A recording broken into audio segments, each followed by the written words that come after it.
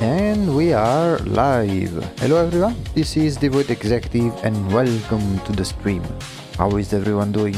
I hope this Monday has been a rather okay day as always. Today we will continue with the project involving the two evil sisters, although to be completely honest, I have no idea what to draw exactly. So this stream will be a little more chill, and it will be a stream more about exploration. We'll try to find some references from images in order to try and find some ideas to draw our next element for the Dorothy environment. I already have the ideas for the Catherine environment. Hello, welcome to the stream. We just started, and so to make a quick recap on how we are placed in terms of progress for the project. So essentially, these are the illustrations that we've made so far, and right now we need to think about a new drawing for this side over here. Pretty cool, thank you. Hello, welcome.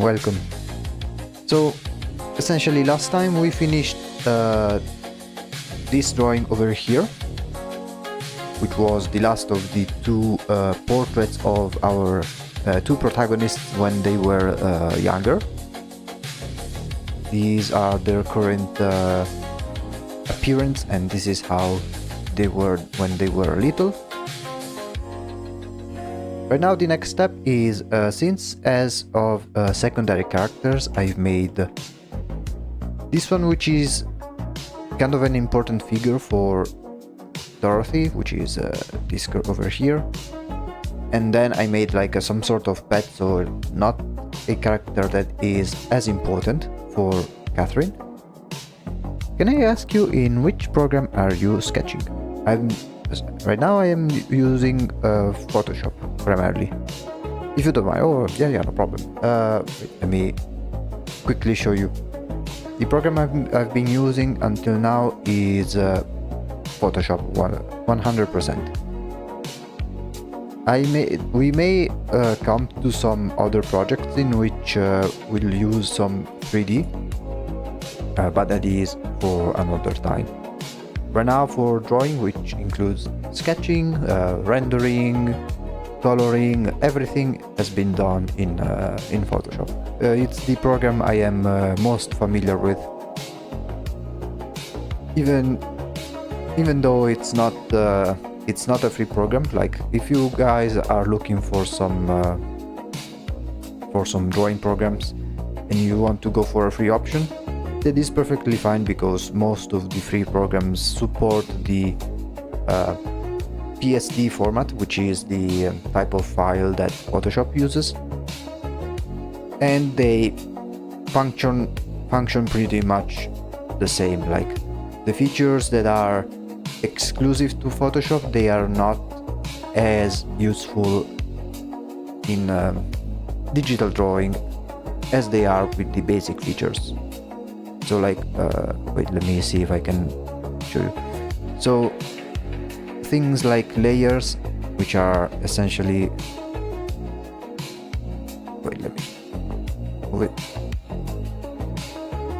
which are these ones over here. Like, these are present in every program. Same for the color wheel, brushes. You can like make your own custom brushes or download existing ones. Like, the most important features that will allow you to make good images are present in even in free programs. I use Photoshop because that's mainly how I started. Like, when I started using digital drawing, I was using Photoshop, and I kinda stuck to it. But any other program works just fine. And so I was saying, essentially, right now we have two illustrations of the main characters. Two illustrations of the main characters when they were little, and then we have one illustration of a secondary character for the first one, and then an illustration of a like pet/minor character of the second one. Right now we need to do the inverse of these two, which means we need to draw a minor character for the first sister, and then a secondary character that's a bit more important for the second one. I already have in mind the secondary character for Catherine, which is the sister over here. But since the last drawing that I've made was already of her theme, I tried to alternate between one side and the other. So in this stream we'll do some research. We will not necessarily go straight into drawing a full-on illustration. It will mostly be focused on doing some research, try to find some cool pictures, and see if we can find some inspiration as to what an equivalent of a pet would be for this character, and then eventually do some sketches. How are you doing today? Oh, good, thank you. I'm a graphic designer myself, more like for marketing and advertising field. Fair enough. It's nice to see Photoshop used in another way.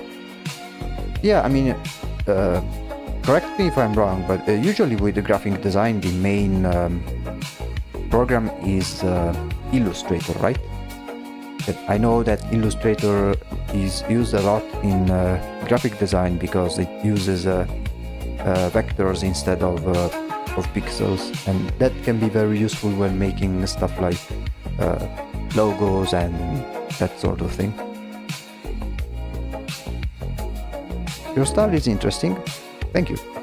I really love to see people still eager to illustrate in this era of AI. I hate AI. I mean, you and me both. I've given my reasons as to why I don't think that people should get too worried about AI, especially in AI art. I will explain while I will look for some images, some references, which let me set it up for a moment. I mostly use Pinterest for looking at different references. Second, Pinterest. See if it allows me to.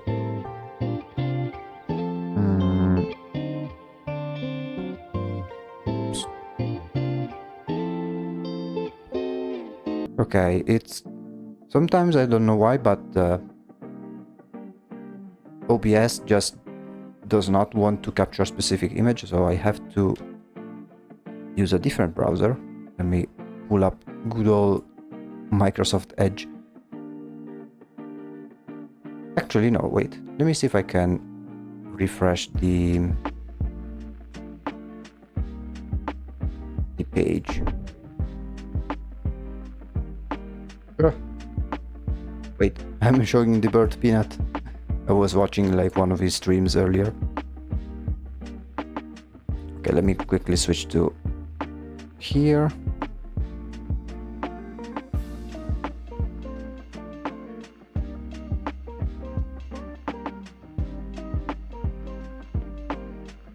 There we go. Okay. Pinterest. Yeah, so wait, since we're here, let me also turn on the fan because it's getting a little hot in here. It's starting to get hot once again.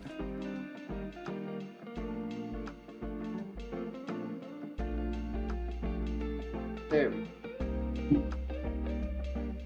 Actually, it depends on what I'm working. It's a branding project I'm using. So if it's a branding project, I'm using Illustrator for logos, patterns, etc. Or if I have to do something to be printed, posters, flyers, etc. They have had to do things for online. I mainly use Photoshop. Also for books or something that has more than 5 to 6 pages, I use InDesign. Yeah, InDesign, like, it's one of those programs that I did try to use, but I'm really not that good at using it. Okay, so plan for today. Find some images that are more or less of the same theme as this group of pictures in order to start sketching about a potential character that's on the same level of importance as this one over here. We already have quite a bit of references, but it's never enough. In the meantime that I search for some images, I will talk a little bit about AI. It's a topic that comes up every once in a while, and I do like to talk about it. InDesign not so friendly, yeah. So, AI art. We've seen it, everybody's seen it. It is plaguing the internet like no other. And at the start, I was, how can I say, a bit, not necessarily skeptical, but worried as well.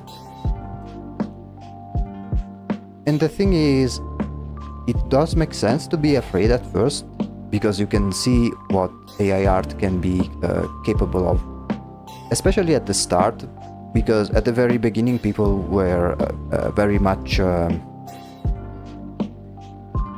surprised at how seemingly good some images were made.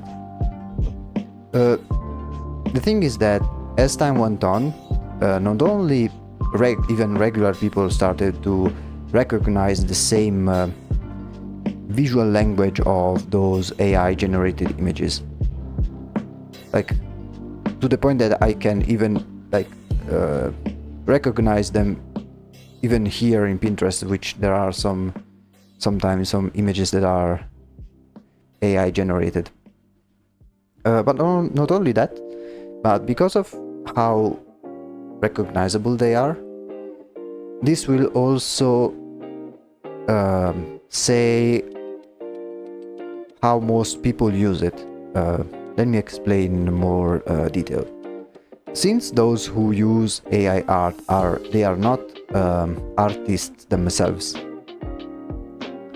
inevitably they don't have that same knowledge that artistic people have, things like composition, color, etc. And because of that, they immediately jump into the conclusion of a pretty image is a good image. Like, the image with the most realism or the most amount of colors or the most amount of details is necessarily the best image. Which of course that's not true. There are some extremely simple images that work very well, and there are equally many images that are super detailed, but those details do not work together with the composition, right? And because those people using the AI do not have this kind of knowledge, they end up using the same types of prompt. Like they go to Midjourney and type woven beautiful 4K HD ultra realistic pretty bright colors and stuff like that. And because of that, of how generic it is, they will inevitably lead to generic results, which is what makes these AI generated images always more recognizable, because most people are generic in their prompt as well. And not only that, but even if the person using it is has an artistic vision in mind, which, I mean, first of all, why would you use AI? Just make the image yourself, right? But another thing is how certain things visually, it is very hard to try and replicate them through words alone. Like, let's take for example an image like this. If you had to explain it to the AI and try to replicate the exact same image and you type it in words, it will generate something that will fit the description that you gave, but it will never reach the exact image that you have in mind. It's like one thing that comes to mind is Dark Souls bosses, which are usually, they can be very weird, very wacky, or even Elden Ring bosses. Dark Souls boss. Some of them, they are very, very unique, let's say. This one I think is Elden Ring, but like if you had to describe this one, or let's say that you have this design in mind, no matter how hard you may try to describe it to the AI, it will never reach the image that you had in your head. And that's if you even have the image already imagined in the first place, because most of the people using AI do not even care about that at all. They just go with, oh, make a pretty image, and then they automatically assume that whatever the AI spits out is good enough. Hello, welcome to the stream. And like, I did try and use the AI just for fun to see, like, when it was new, and like it was fascinating, but it never truly created what I had in mind. And I was like, I am better off just designing the stuff myself by hand, instead of like printing out 50 different images and none of them looking like what I'm trying to recreate. And so because of that, people are starting to see and distinguish between human-made art and AI art. And because of that, I think that human-made art will be more appreciated overall over time. So when people are very concerned about like, oh, we are going out of a job because of AI, I don't think that is necessarily true. Especially if you have like a very unique style or a very unique idea or design of a character or stuff like that. Like even just skimming through these different images, you can see how like many images, they may fit the same description, but they have some wildly different interpretations.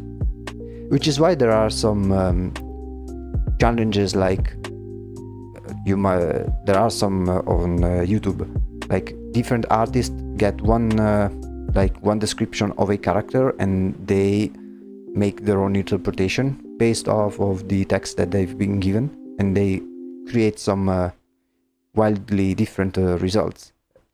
And that is something that the AI doesn't necessarily do very well. There's also another thing, like let's say that you want to do, I don't know, a robotic wolf, for example. Or wait, actually, this ties back to the other project that we are doing, which is, wait, let me show you.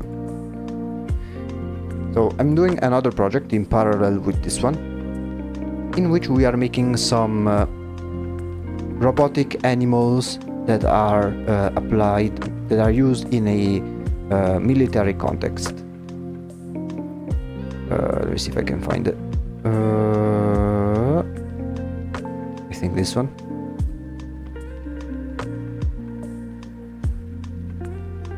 Okay, yes. So this is the other project, right? And the idea is we make different animal looking robots, and depending on the type we'll give them a different role, a different purpose, much like with military vehicles and equipment in real life, right? And I don't know, let's say this one is basically a big inspiration to a deer. The problem is, if you like type on Midjourney or whatever, like I want a robotic deer, the output will be something like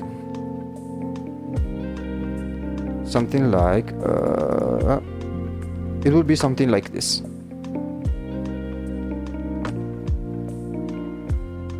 was about to ask about this project, yeah, since it was the last time I was here. Yeah, we've been continuing it, although it is a little bit slowed, because right now we only dedicate the Wednesdays to this project, because the Saturday streams are 100% dedicated to Gaming Down.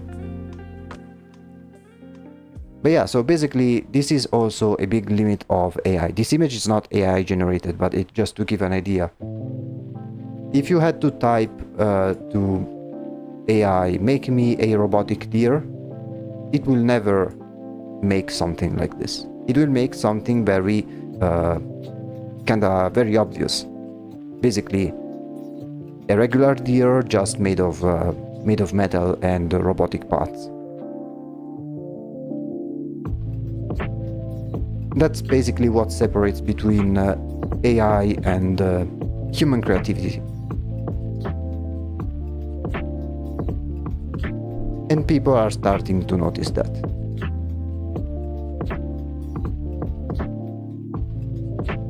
Okay, for those who just joined, we are now looking for some references for inspiration for a minor character for one of the two sisters, Dorothy, which is the one that's focused on dolls and stuff like that.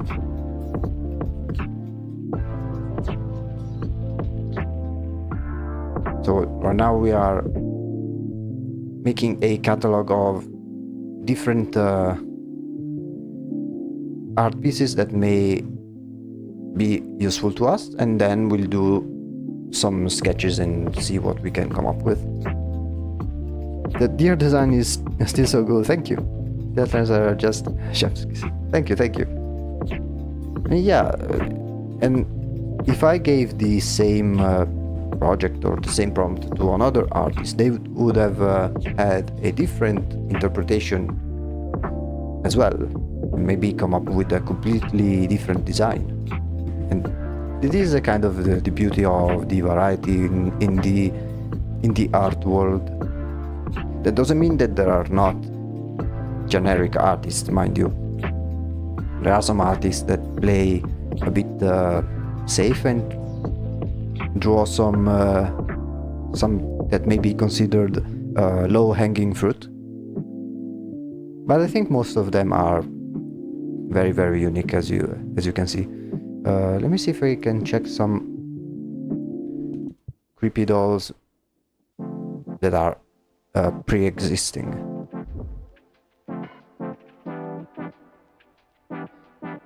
Because let me explain the difficulties I am having right now, which is why we are dedicating some part of the stream to research and not necessarily drawing.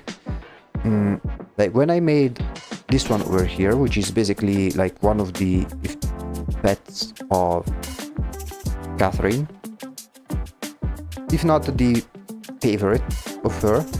Like I already had in mind the idea, more or less, the design and the role. Whereas for her, like I do have plans to draw like more toys and dolls, but I haven't thought about one that fills a specific role or importance in the same way that this pet called William has. Contrary-wise, I do have already in mind a character for this sister here that has the same importance as this character over here. So right now we are looking for a toy that fits well within the same within this group, which is a bit more important than these ones. These are essentially just minions, right? It should be something that is more important than the average toy that you would find if you were to walk into her domain, but less important than something like this one, which is essentially, it is a giant puppet, but this one also serves as the butler of this sister over here. So maybe we could do like, I don't know, maybe it could be the very first toy or the very first doll she ever received. That would be a good avenue to explore. It should be something that is personal and make it stand out among all of the other minions, let's say. So yeah, it could be...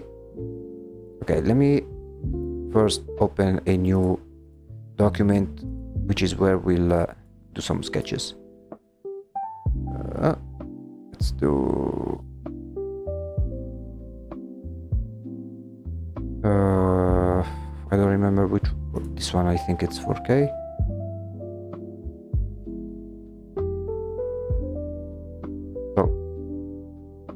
Let's keep the ideas here. So, option 1, the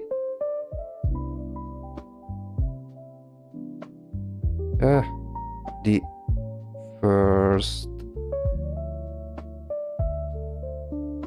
doll.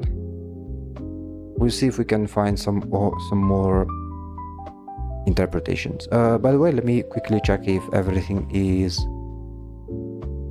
broadcasting nicely. Yeah, I should be. Okay.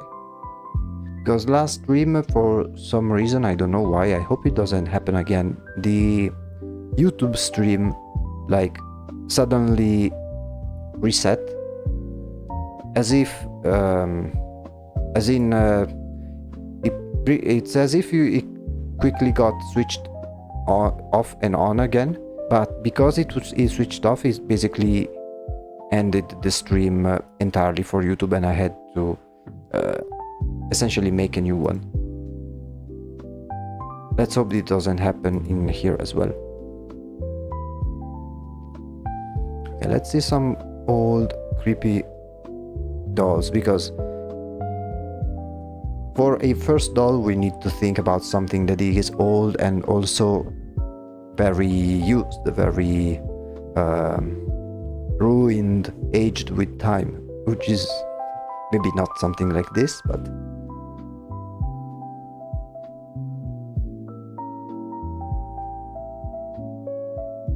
something that's been played with and used a lot of times, and so it shows signs of wear and tear.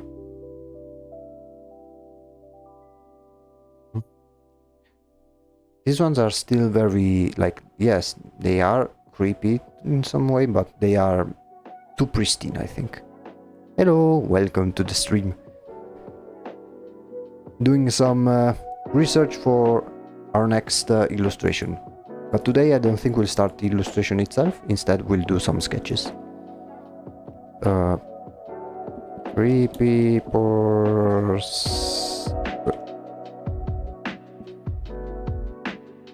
All good, all good. Although it's starting to get quite hot again. Like last week, it kinda wasn't as hot, but now it's starting to get really hot once again.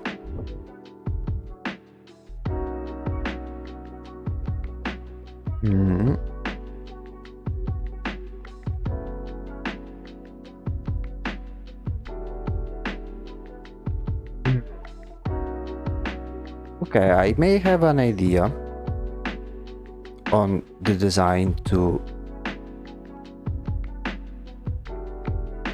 give her.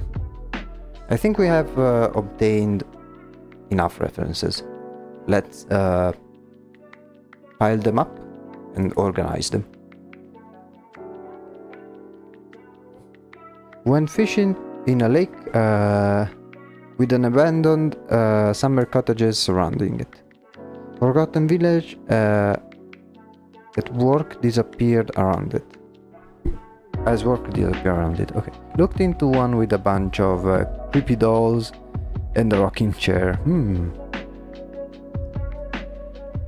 Just felt like I need to get the fuck away from there. I mean, I moved a house 1 year ago, and I remember when I was little, in the area where I used to live, there was this it was nearby the train station, and usually in big cities, in train stations, you can find all sorts of different interesting individuals. And I remember that there was this fat old lady. I think she was like mad or something, because she was walking around with a shopping cart full of dolls, just roaming around the plaza with this. I don't remember if it was a shopping cart or a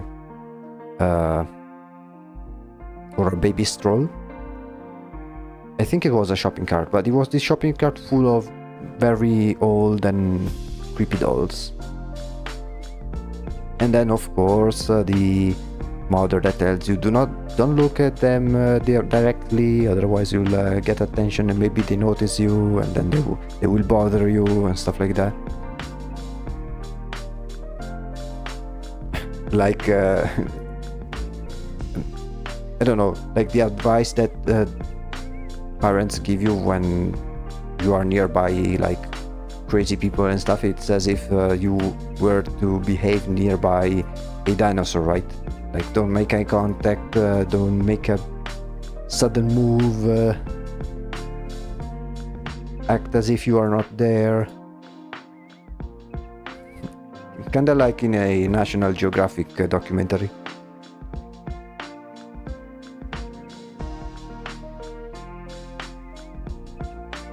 Okay, right now I am just dumping all of the references that I have found, but we'll then need to filter out those that we don't think we'll need, as our idea will get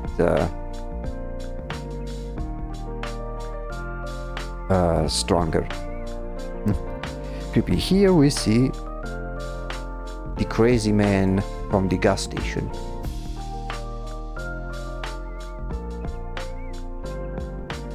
His main diet is alcohol and fentanyl.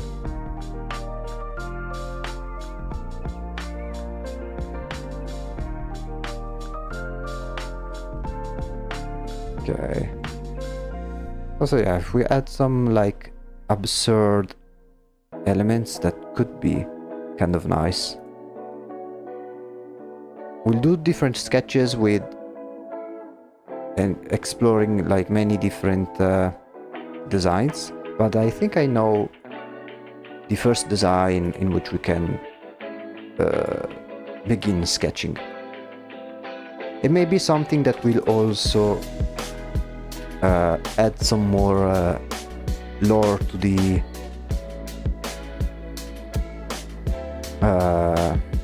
some more lore to both of the characters.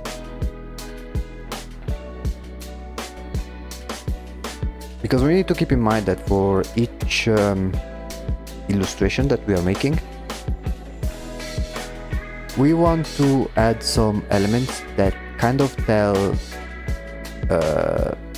not necessarily a story, but a backstory and some lore. For instance, the idea is that these two, they are not the very good people, and I wanted to show it in different ways.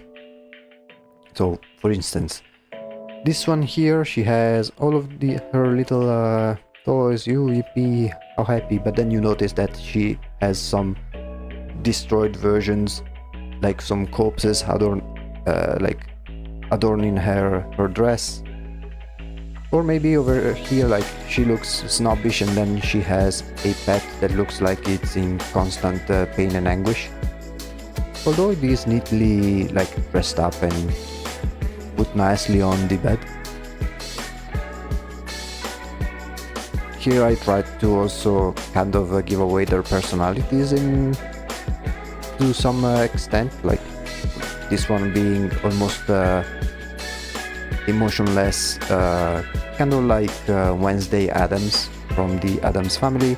This one, she has like this smug little smirk, as if she's a troublemaker up to no good. The red wallpaper gave me signs that something might be way off. This one is a direct inspiration from one of the main inspirations for this project, or at least for this side of the project, which is Neverending Nightmares, which now it's not shown in here. Let me see if I can find a different image that shows it, because in this game there are some parts where the wallpaper is different skulls. For those who don't know, this is an old horror game that came out in like 2014, I think. It's one of my favorite indie horrors, which is called Neverending Nightmares. It's a bit of a walking simulator to some extent, but it is a really unique horror game. Neverending Nightmares. Let me see if I can find a specific image with that type of yeah, there you go.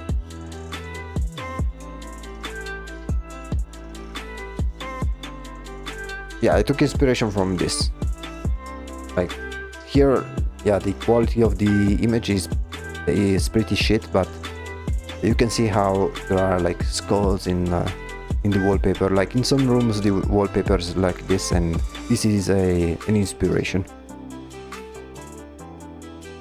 Mm, Whereas for the colors of the background, it's taken directly from this image over here, which is a level of the game Dishonored. Like there's this level where it's in this manner. It is more of a brothel of some sort, but I did like the aesthetic, and I took inspiration from that.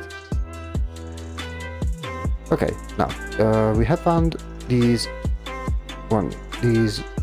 references over here. I will try and remove some of them which I think are not necessary. This one I kind of do like it. Although I want to find... I'll find a couple of images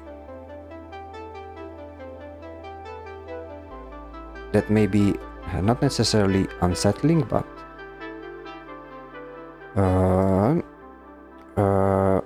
rainbow conjoined twins. I want to make the first sketch. We will try different approaches, but the first one I want to try is using this concept of conjoined twins. You will see soon enough once I make the sketch itself.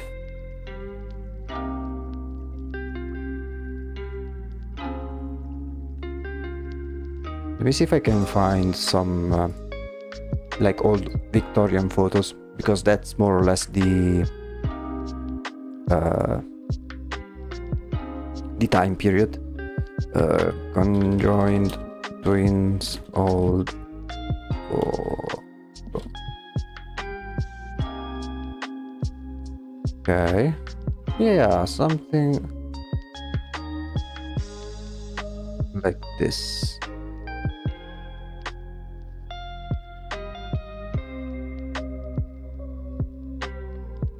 Okay, in the meantime, let me switch over to this one here.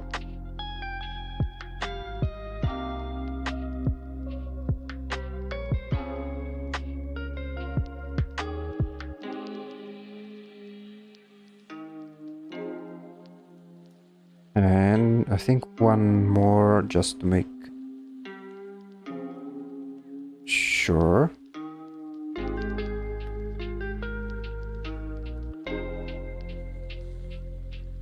I don't think there's need. But I will explain why. I will switch over to Photoshop. And we'll start some sketching.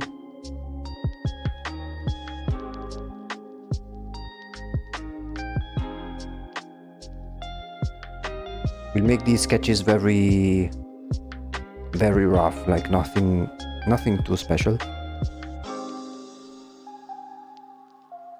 Let me find just one more image, like the original ragdoll.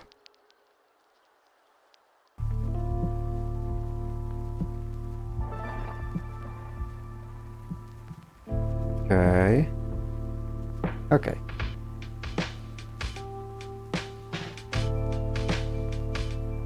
So the idea that I want to make is like the first doll, I want it to be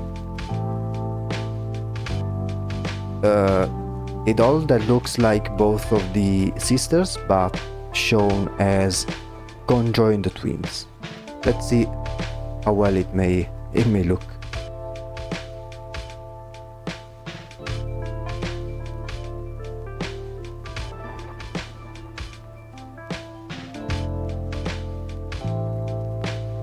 Let me see if it is showing. Okay, yes.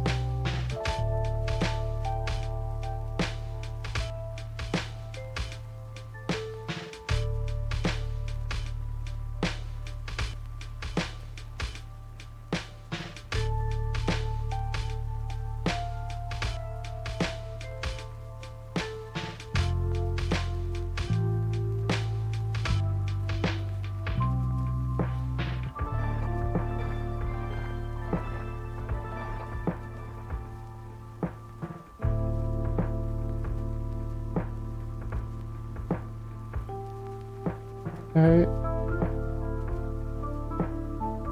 Let's make it a bit smaller.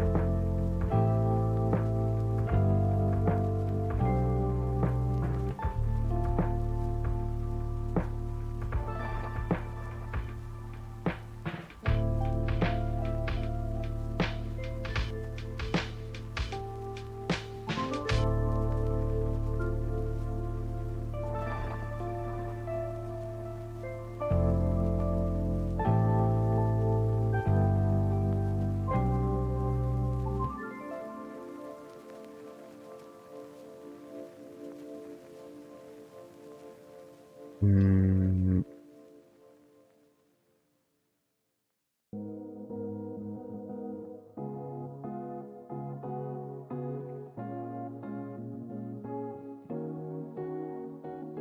And now I'll try to do a mix of both of the sisters' design.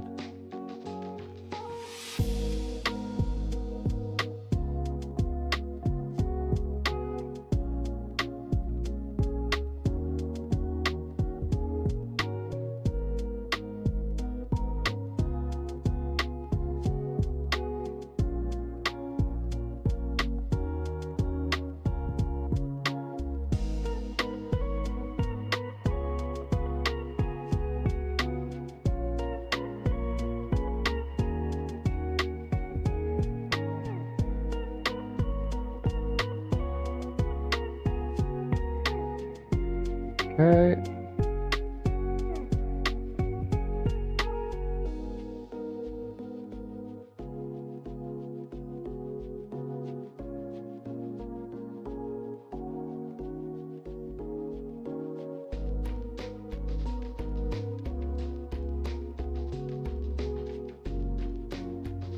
And then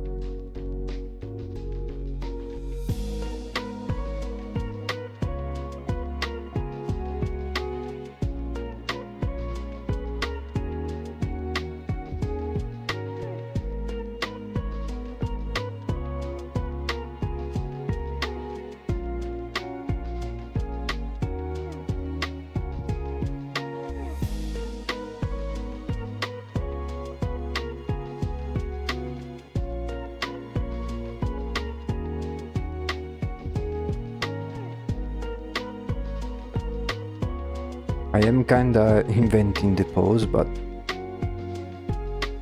that's only to, like, this sketch is only to establish the overall design.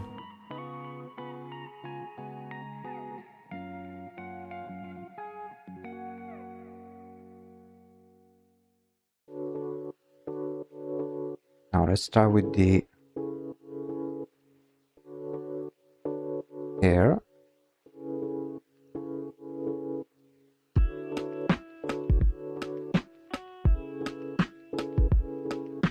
And I think for that I will use the hair of when they were younger.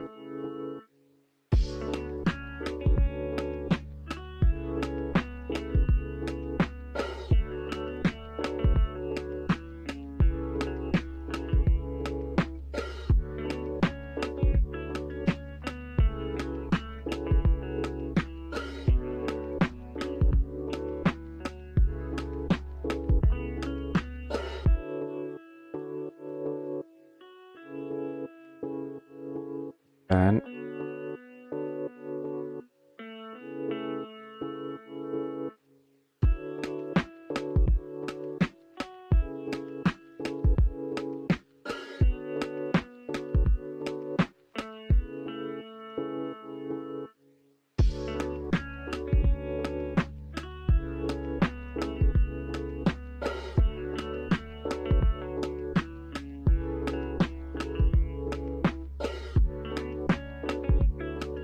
okay, let's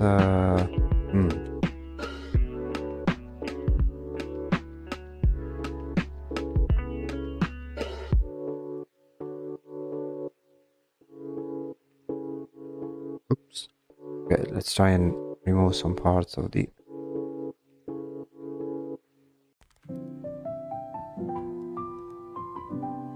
head.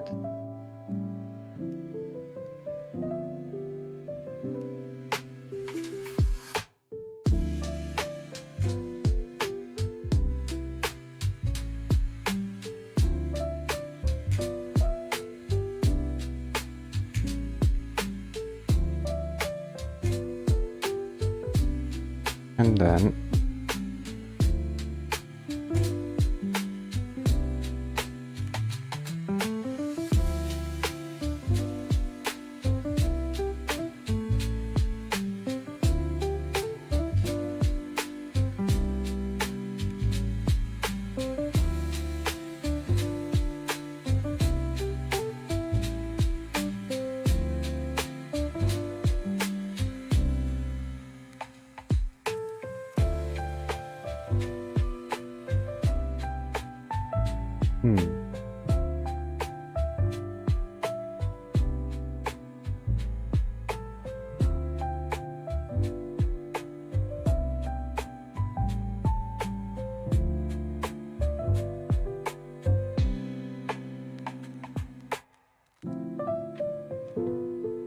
okay, this can be a very first. I'll first do different rough sketches like these ones, like this one, with completely different designs, and then I will do a new layer and do some more detailed sketches.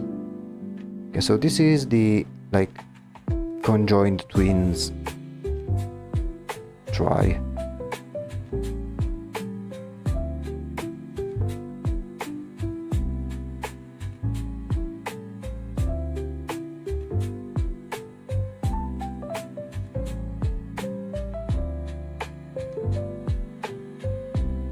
And this is number one. Second, I think I'll try and go with a more classic, quote-unquote, doll, and try to make it kind of fucked up. Maybe like a regular teddy bear or something.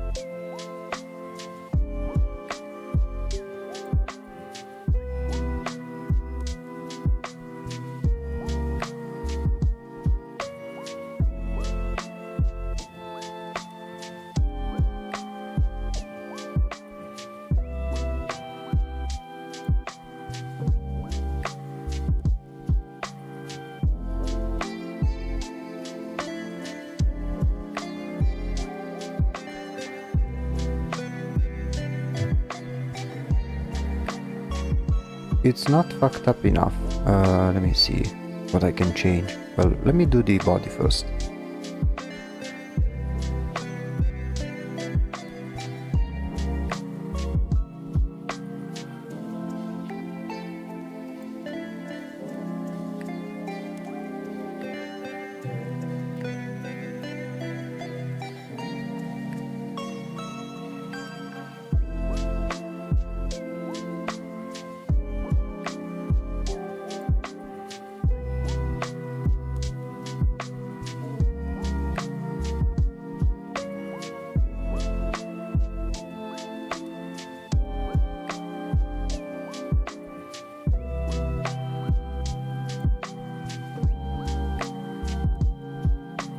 Okay, now this looks like just a regular teddy bear. Let's make it more in line with the overall theme.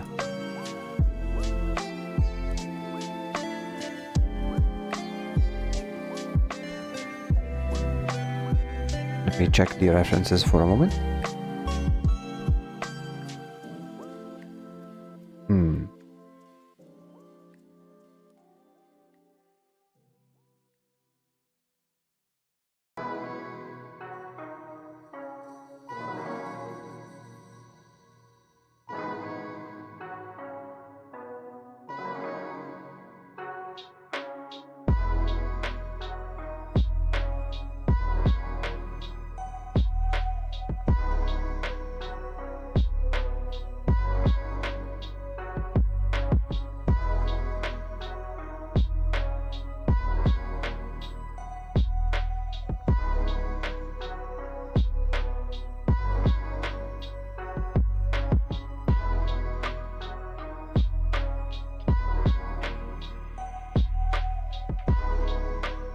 Okay, not insane enough. Has to be.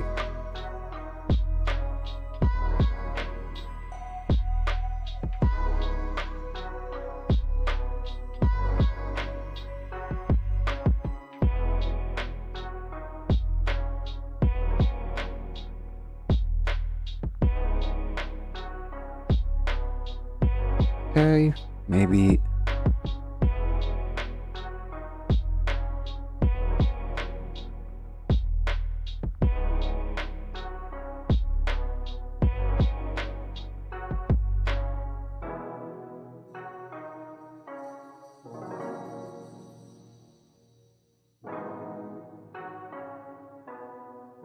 Like open the brains out of this poor teddy bear.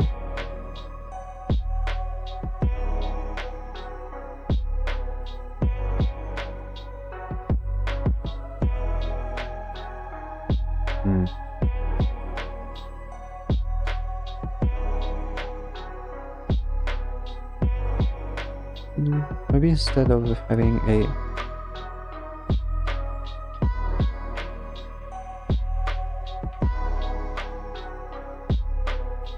we try and do a separate layer.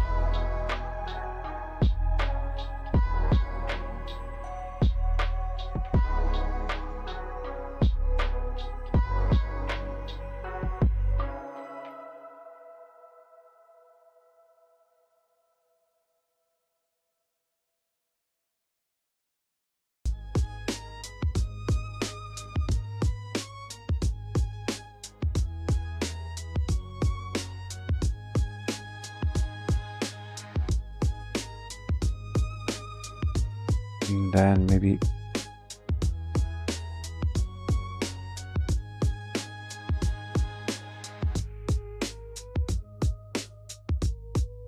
wait, broken like this.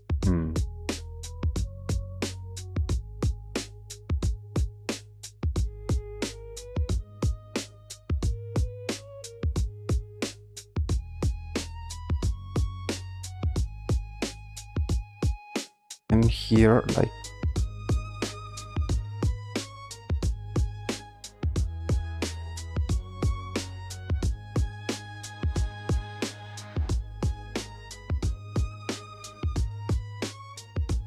have some stitches or something.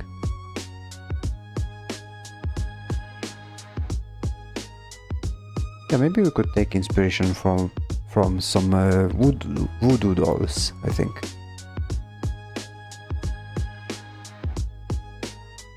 Voodoo doll. Let me see some. Yeah, it kinda looks like a voodoo doll to some extent.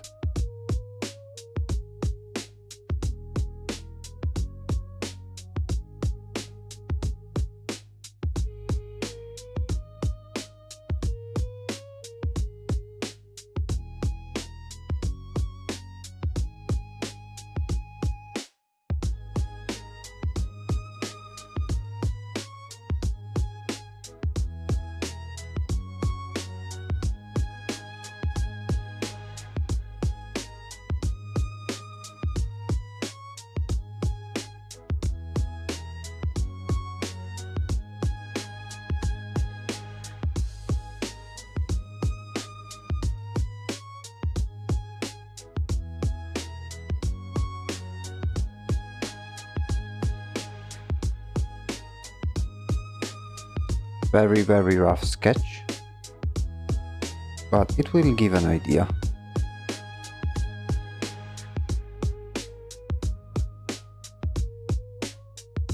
Let me work a bit more in the detail of the first one.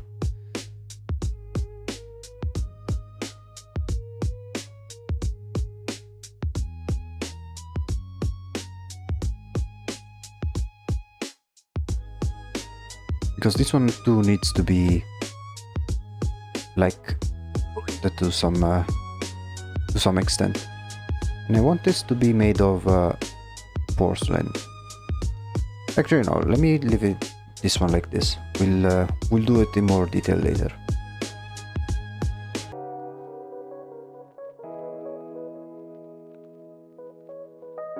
Let's see, what other design could we do?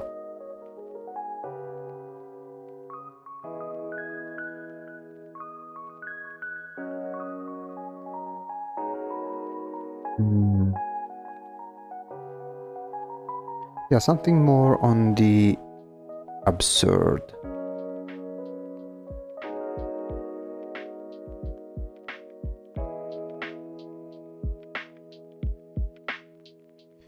Maybe something more circus themed, because it does kinda look like, mostly for the colors, but I think a little bit the clothing as well. It may be something that could be tied to the circus, like, I don't know, between little dolls and little soldiers. Maybe if we have like a jester type of thing, it can work. Let's see.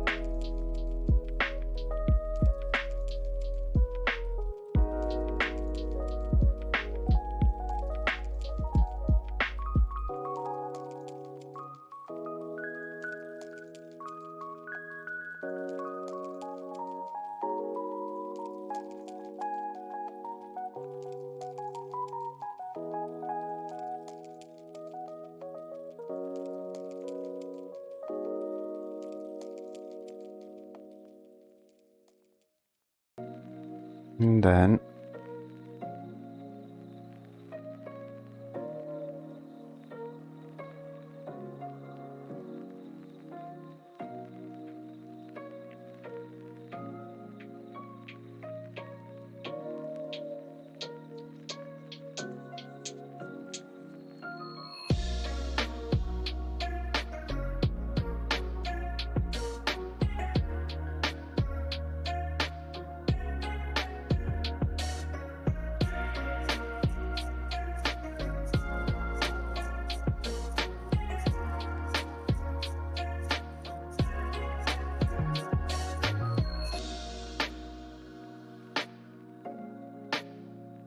it kinda looks like it has an upside down turnip for a head.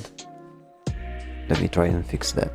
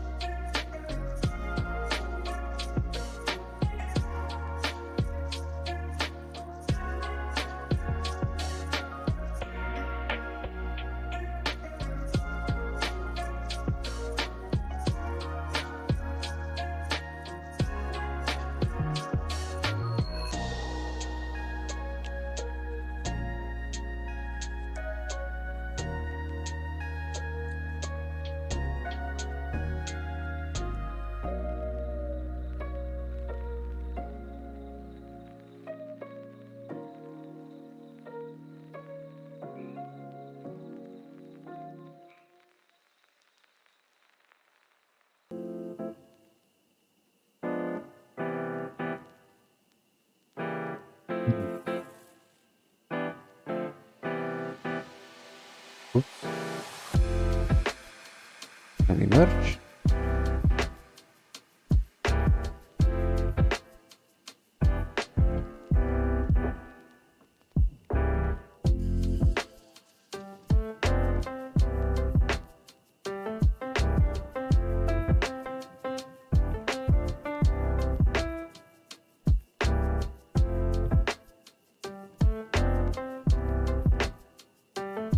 There we go.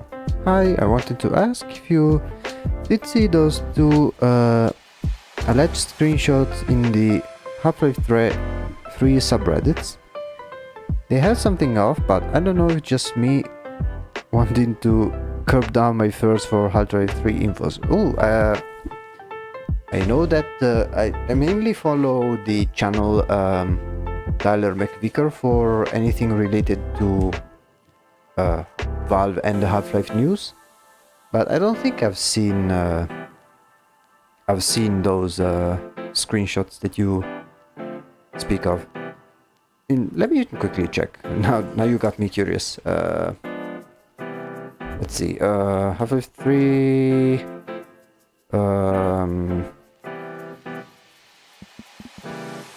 Screenshots. I don't think I can link them though. Could it be something like, what did they look like? Was it something like this? This one looks very Let's see if it is on the Half-Life subreddit. Real state of Half-Life 3 development? No. I think I see mostly memes like, what did they show exactly? The title of the post is Potential Half-Life 3 Leak. Okay, let me see. Potential Half-Life 3 leak. Oops. Let's see if there is. Okay. This one is from 5 months ago. Oh no, wait. Let me see. Potential Half-Life 3 leak. Reddit. It's on the Half-Life 3 subreddit. Oh, okay. Weird screenshots posted and instantly nuked on Gabe followers Discord.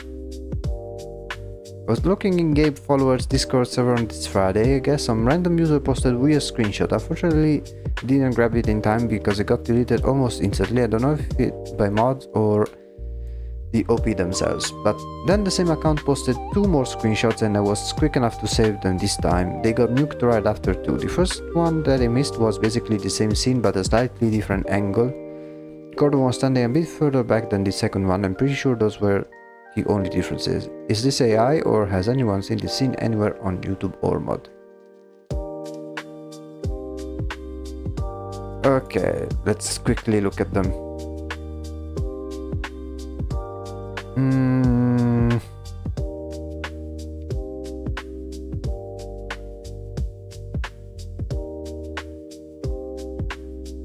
I don't know.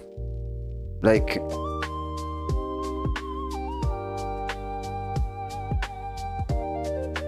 I wonder what these numbers here. Wait, I don't know if you guys can see it. Okay, no, yeah.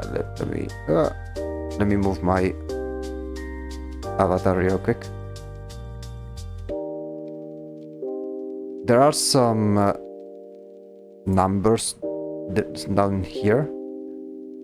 Let me see if I can. No, I think I made a mistake. Open image.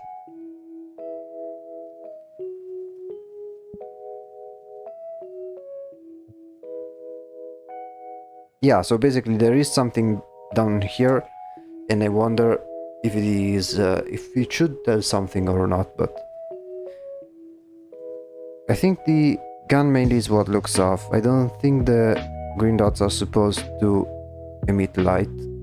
Yeah, not only that, but it kinda it looks more like a poorly made Unreal Engine game instead of a Source game. Like this one looks like the same old generic Unreal Engine slop that some other games do. Like it doesn't seem similar to the look that Half-Life Alyx had at all.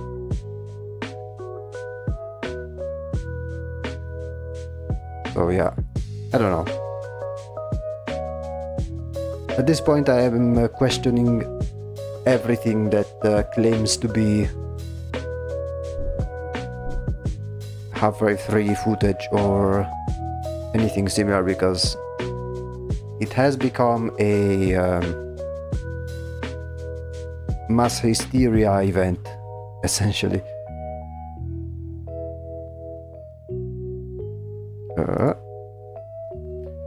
The Quibra from leveling the ground, yeah, like it looks very off. Like I don't think, like if it is, it would have been an earlier version, because it doesn't look that great if you ask me, in comparison with Half-Life Alyx, which looks very, very gorgeous in comparison.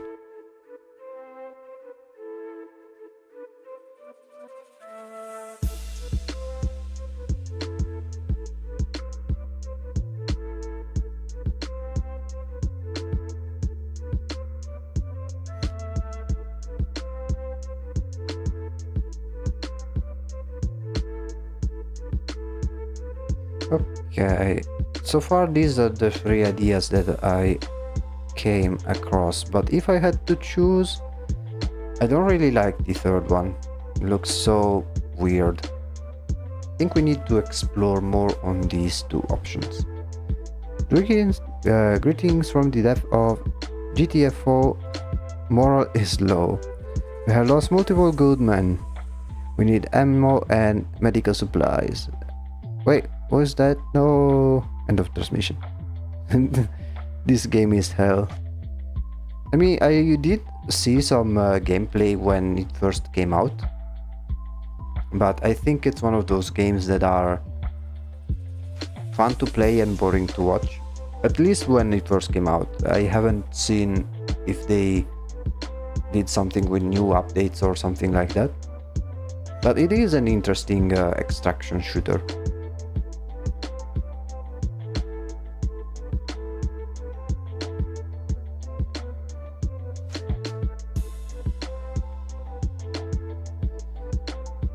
Okay, let's see if we can do some other sketches, like for fundamentally different design.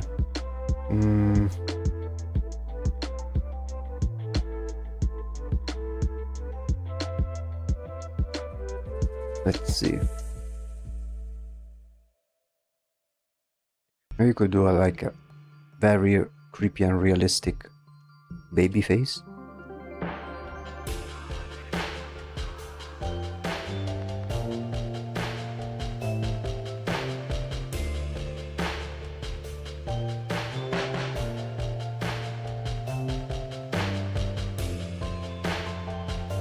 Make the proportions a little bit weird for that extra creepy factor, maybe? I don't know.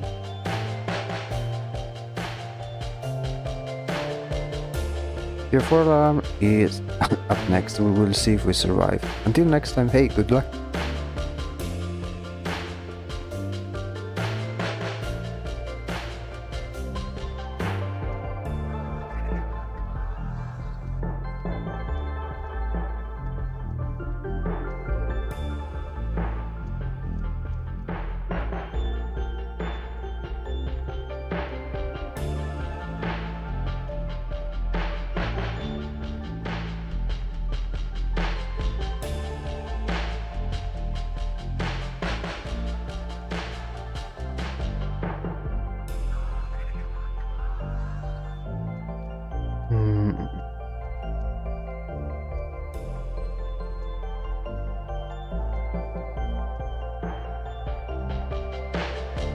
Let's see.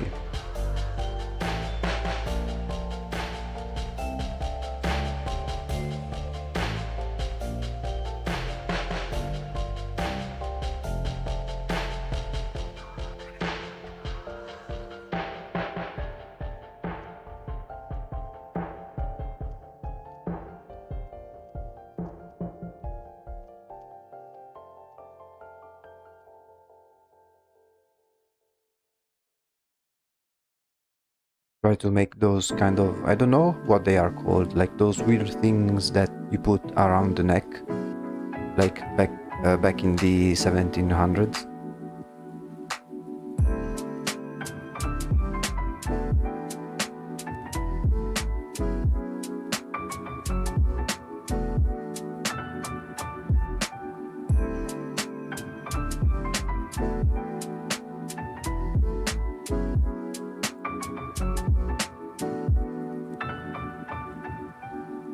Poofs, I guess. I don't know.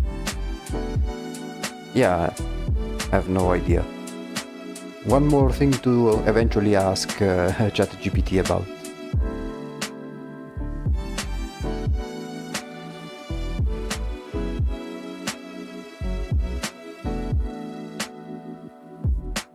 Like, I mainly use ChatGPT just to ask about random stuff that I am curious about. Yeah, like, what is this weird thing called that you put around your neck? Or, I don't know. If a queen bee is born and there is another queen bee, do the bees engage in civil war? Or like, I don't know. What happens if you nuke the sun? Like, sometimes I don't know if it has ever happened to you guys that out of the blue you get those random questions and you don't clearly know an answer, and they are like totally random.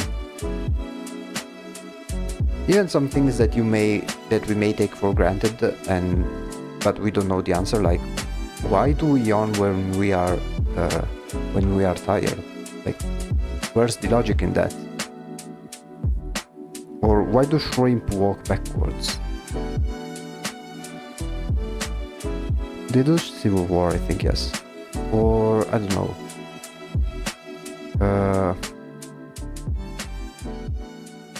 Why do, like, when we repeat a specific word over and over, it eventually loses meaning and sounds like a random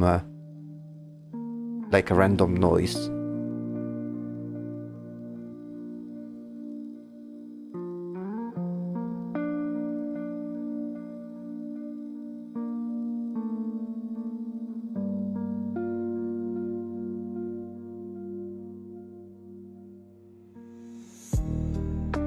It's those random ass questions that you rarely get an answer to, and you don't know where to look for, so you just ask, or at least I do ask ChatGPT about it.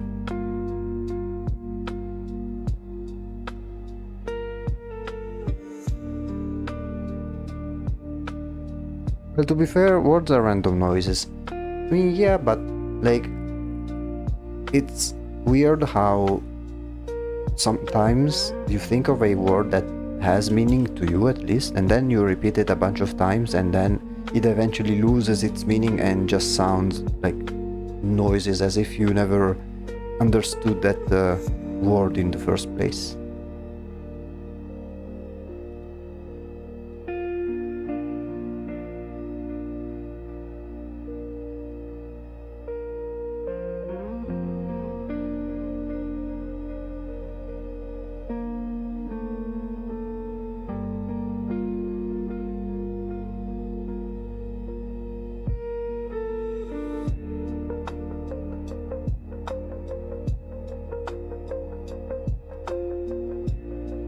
And then this one maybe.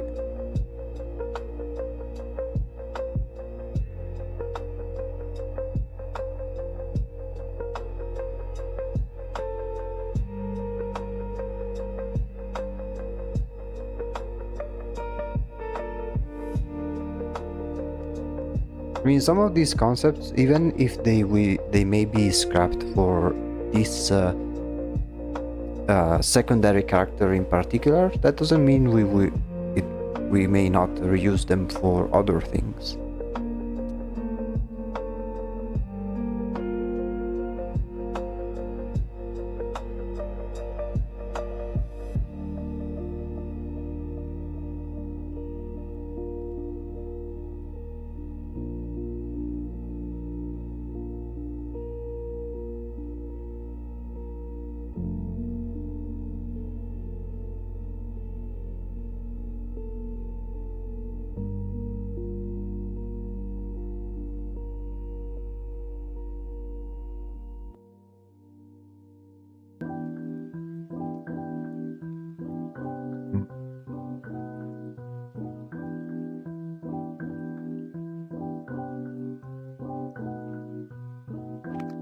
I'm not sure.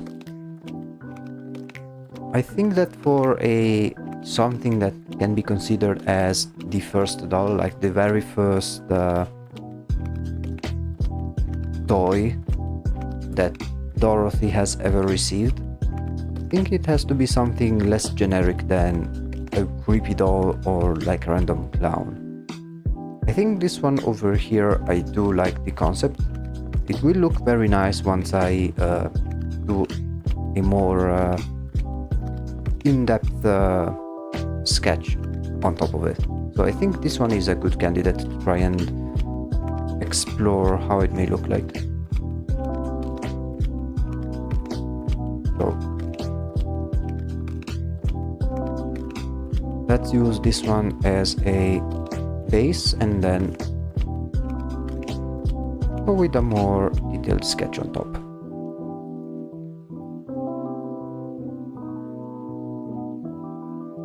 Before we continue on that, however, I will do a very brief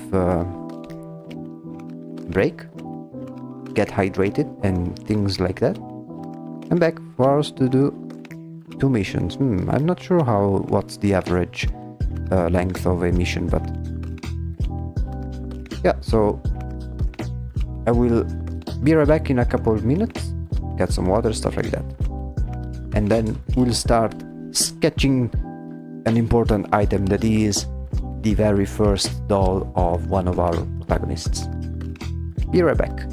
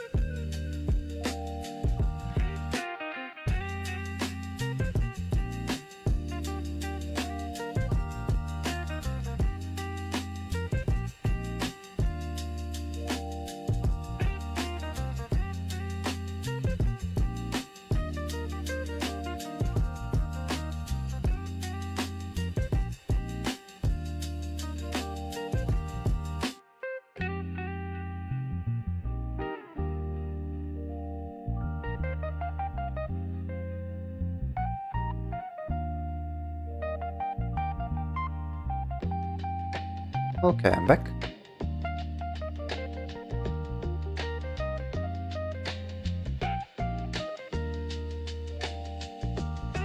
We failed 3 times and we all died during the end had a combined ammo count of 30 bullets.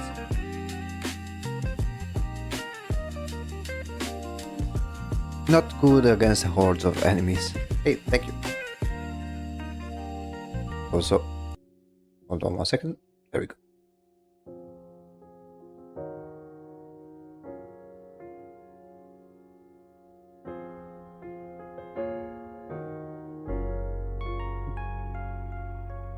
I know a similar game, although it's a little bit different.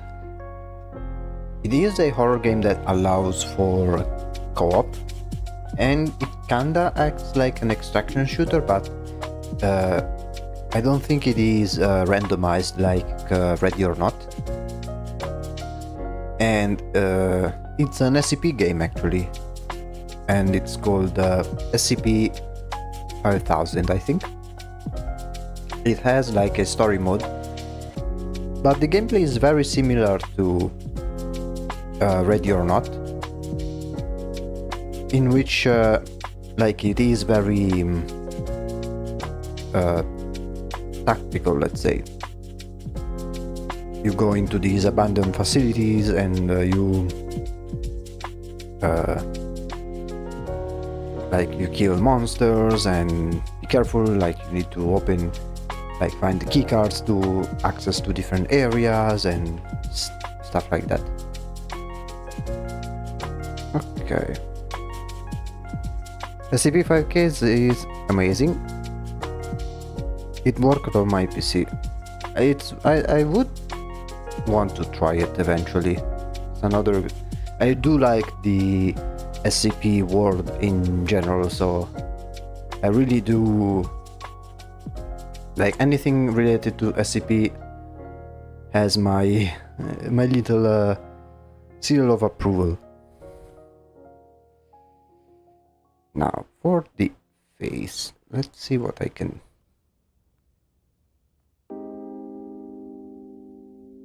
My group is currently playing it. Oh, nice.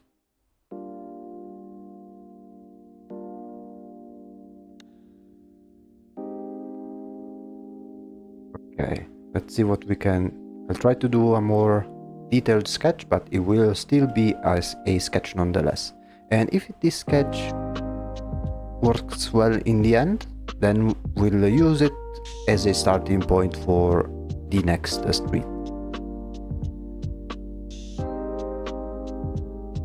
I get to be the designated C chair in the corner watching. I mean, there are some games that are very, like, all jokes aside, there are some games that are really entertaining, even to just spectate. One of the games I have the most hours on is Barotrauma. It's a I don't know if you guys are familiar, but it's essentially a submarine simulator, sci-fi submarine simulator. It's in 2D, and it's a really cool game where it is best. Yeah, that game is amazing. For those who don't know, it's a game where it's best played with people.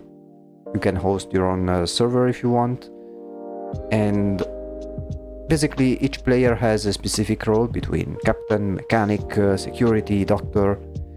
And you work together to keep the submarine up and running and do different missions and try to survive in this alien world, right? Everything is underwater. Waiting for the summer base update. I am waiting for that too, and I cannot wait to play it. Maybe it could be also a good opportunity to bring it to the channel.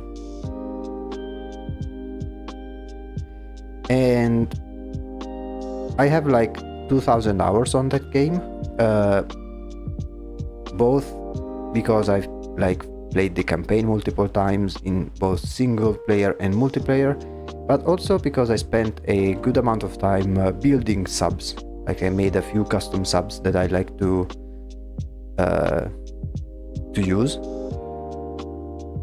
And right now I'm kinda in this spot where, as I'm waiting for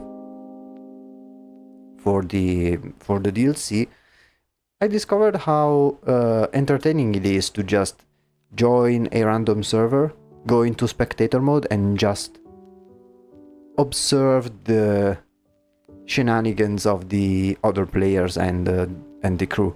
Like, it is more entertaining than I thought, because since you are spectating, you have the entire view and you are not limited by the view cone, right?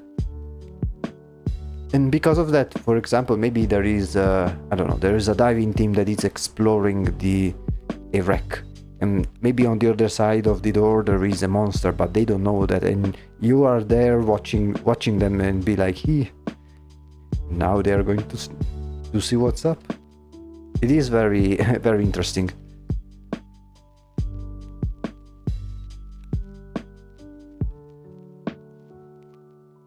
Hello, welcome to the stream. We are making sketches for a new drawing that will start in the next stream.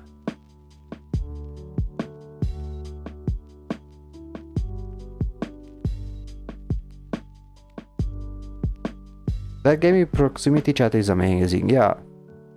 Like, I think many games, like, I think that proximity chat should be a basic feature for many games that would greatly benefit.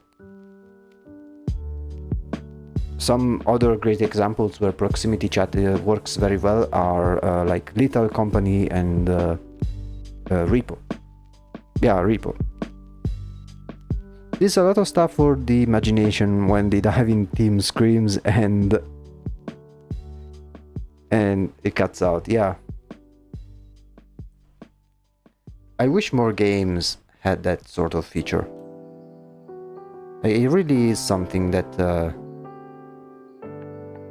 brings quality to a game.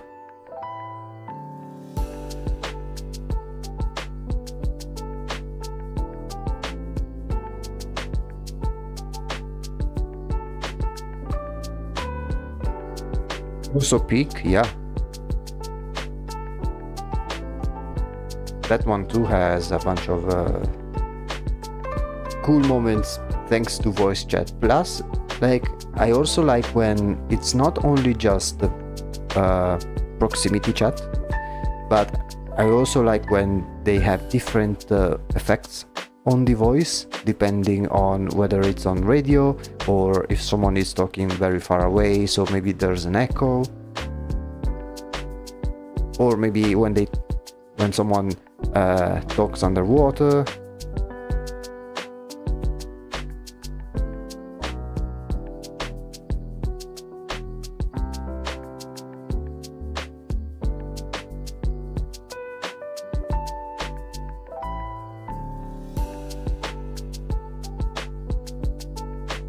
It's those little details that really bring the game to the next level.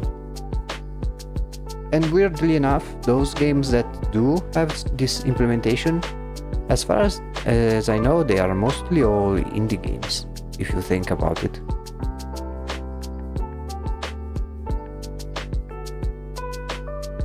Which is kind of odd, I think.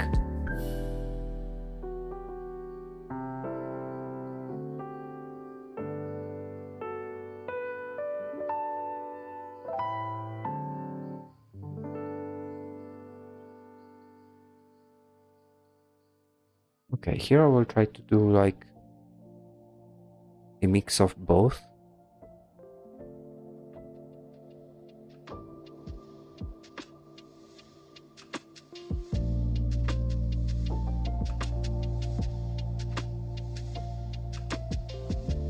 This might be survivorship bias here.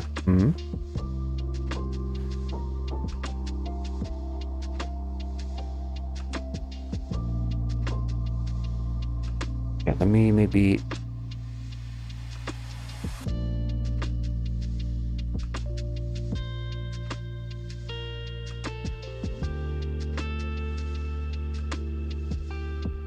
change it like so.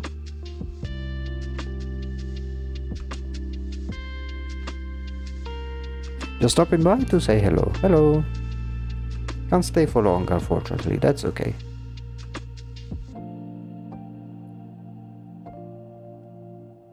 As in, the only games you know with proximity chat are indie. I mean, I don't know, because I know that some other games have some form of proximity chat that are not indie, but they are few and far between. Like, right on top of my head, I don't have any AAA game in mind that has that feature.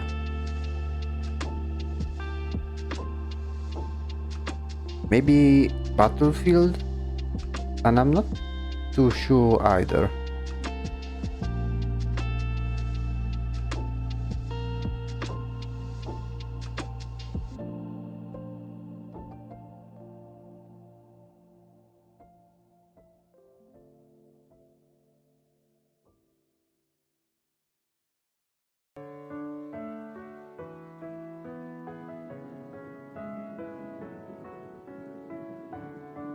Okay, here I will try to do some sort of You know how the clothing is made for the character Two-Face from Batman? I want to do something similar but for this doll, which is basically conjoined twins featuring the two sisters.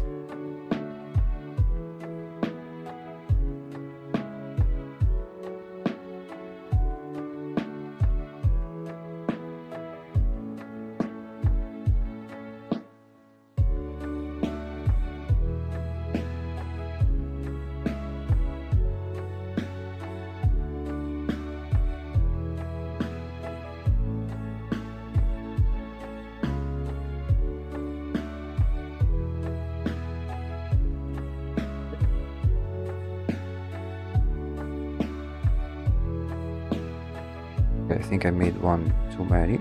There we go. I mean, if you think about it, like today, the AAA industry is kind of in a crisis. Like, to think that Sony just announced that future games would not have a physical copy, for instance. It is quite a scummy move.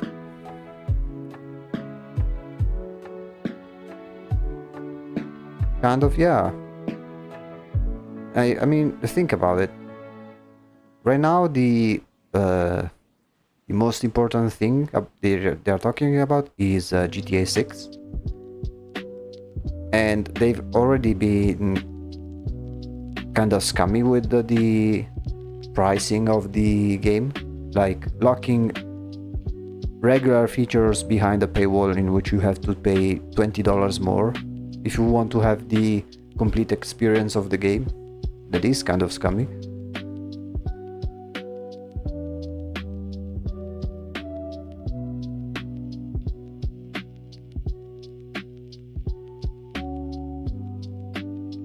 Then there's the thing like allowing pre-orders without not even showing one piece of gameplay ever. That's also very suspicious, if you ask me.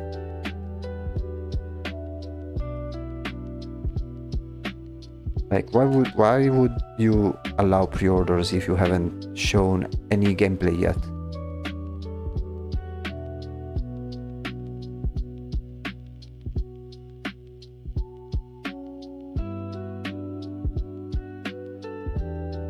I don't know. Let's say that at least with GTA 6, there are a lot of red flags, I would say. Something that gives me flashbacks of Cyberpunk 2077.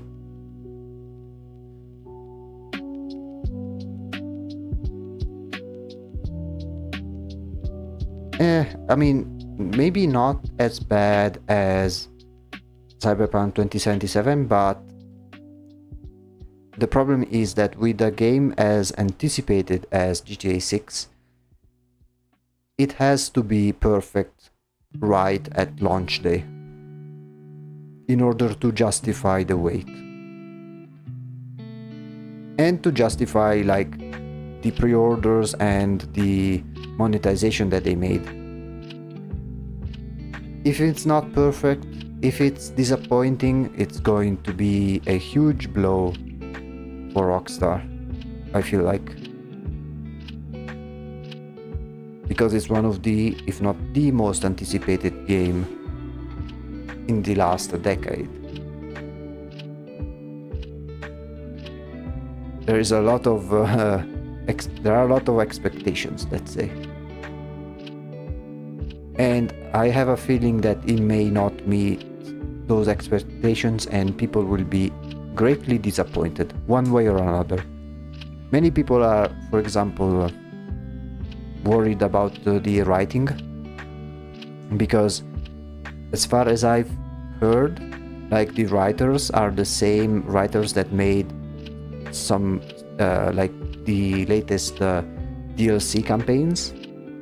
And from what I've seen, the latest DLC campaigns for GTA 5, they are some safe, edgy, politically correct, woke nonsense type of things, which would completely destroy the reputation of a franchise like GTA, where being like non-politically correct and rude is part of the comedy factor, right?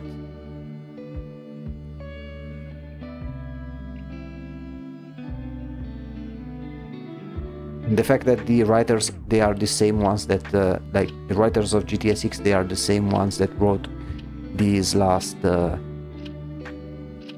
GTA 5 online campaigns, and the fact that the almost all of the original writers have left Rockstar Games, like they are no longer working there, it is raising some worries about the quality of the writing, which is another like big factor. It's weird to think they made Manhunt in their early days. Yeah, but I think that like I have a suspicion, I hope I am wrong, but I have a sneaking suspicion that the game is going to be like woke nonsense, because the red flags are there. Maybe I will be wrong, and I will be happy to be wrong, but given the trajectory that some other franchises have followed, like Assassin's Creed, let's say that I don't have many good prospects. Like, it would be foolish to think that Rockstar is immune to such changes.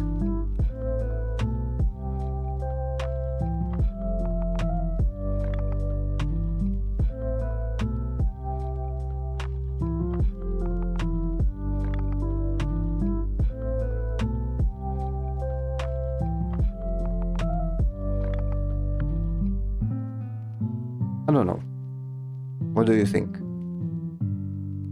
Do you think it will live up to the expectations of everyone? Because another thing, like there's so many variables in which things can go wrong, or at least many variables in which the game may be disappointing slash not reaching expectations.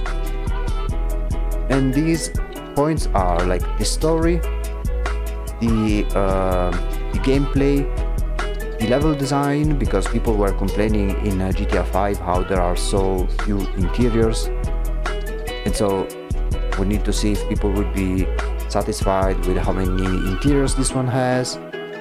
Interactivity, AI behavior, like people are hoping that the police is not as stupid as it was in GTA 5. Like there are so many different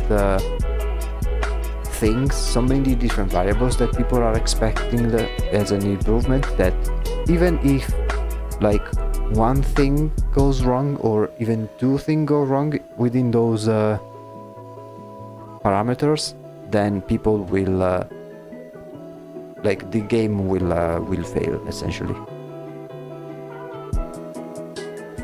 At this point, I'm not sure anything can reach the expectations. Yeah, that is a big problem. Kinda like No Man's Sky. With the No Man's Sky, it was a bit different though. Because with No Man's Sky, I remember when it came out, it was something new. And the expectations came because the co-founder and creator of No Man's Sky was hyping people up and saying random shit that wasn't necessarily true. Like, I remember him saying, oh, the map is so large that yes, you can meet other people in space, but it is so big that you will never meet each other. And then what happened is that in the very first days of the game, people did organize to find each other in the same planet, but when they did, they couldn't find each other, but not because the planet was very big, but because it wasn't multiplayer as the CEO was describing. Like what he said, it was essentially not true, and it was the same thing for many other features. So that is a little bit different. I think with GTA 6 is worse because people have other games to compare to. No Man's Sky was a completely new game. People were excited about it, but they had to take the word of the developer when he was hyping it. With GTA 6 instead, they have all the other GTA games to compare it from, and if they don't meet the expectations and if they are in any way worse than the predecessors, it's over.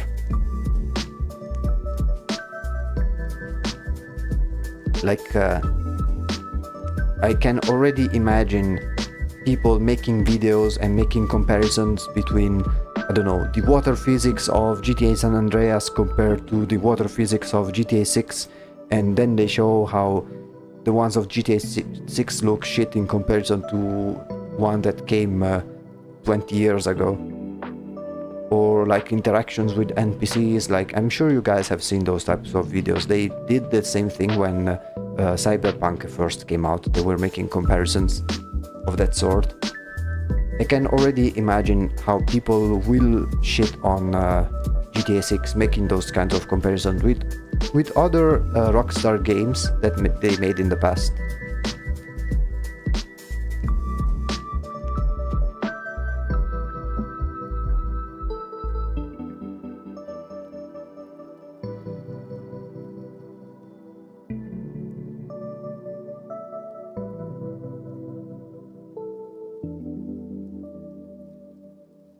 I feel like with GTA 6 is kind of a losing battle. Like it's not that it's best. If it's perfect, it has to be perfect. There is no other way around it. After all this wait, and after all the budget they went through, like didn't they spend like $1 billion to make that game? After all that, the game has to be perfect. And because it has to be perfect, it is doomed to fail. Like, weirdly enough, it will not be the same thing, I think, for Half-Life 3. And because someone might say, well, that could be the same thing with Half-Life 3, right? And I would think it's different for different reasons. First of all, like fans of the Half-Life franchise, they are not taking for granted that Valve will make necessarily a Half-Life game. With Half-Life 3, it's a little bit of an exception, but fans of the Half-Life series know that Valve only develops a Half-Life game when they are certain to push and publish something that should in one way or another revolutionize the gaming industry. For example, the very first Half-Life was very unique because first of all, it had no cutscenes, everything was within the game engine. Then the AI was smart and it tried to like cover and try not to die, which at the time was revolutionary because back then there were only games that were like Doom, in which the enemies would just stand there and shoot you and had no sense of self-preservation at all. So that one was revolutionary for that time as well. Like, or with Half-Life 2, they made it because they revolutionized the use of physics inside the game, like real-time physics outside of cutscenes. Half-Life Alyx, they brought, or at least they showcased the potential of VR games. Like, all of the Half-Life games, they've been made to push some form of technological achievement, essentially treating the Half-Life games as their own tech demos.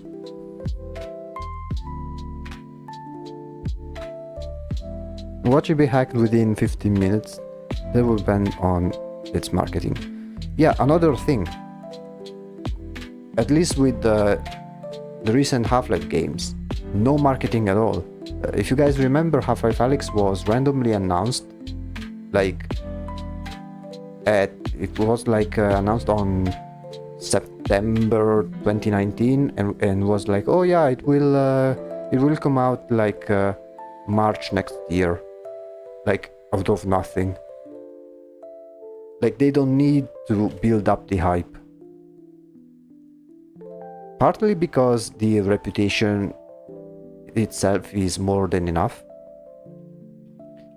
but also because people are not necessarily expecting Valve to make another Half-Life game, and they know the criteria in which Half-Life games are made. Whereas something with Rockstar, people expected GTA 6 to come way sooner than it has.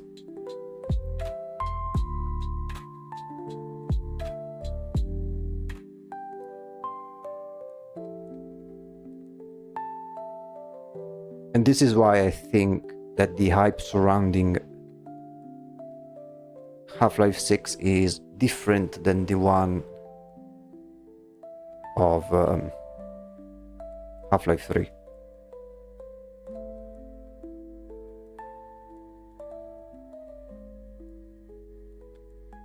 Maybe it's just me.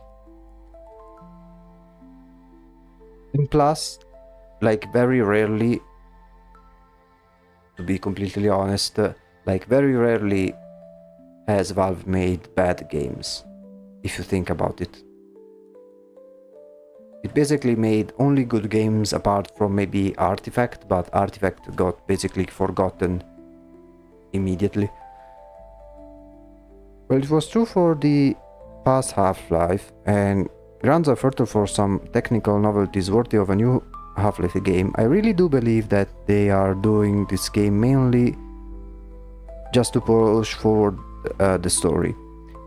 True, but if you've been following the different leaks in terms of what the new Half-Life could be, the technical stuff that's within this game is imagine the interactivity of Half-Life 2 but multiplied by 50.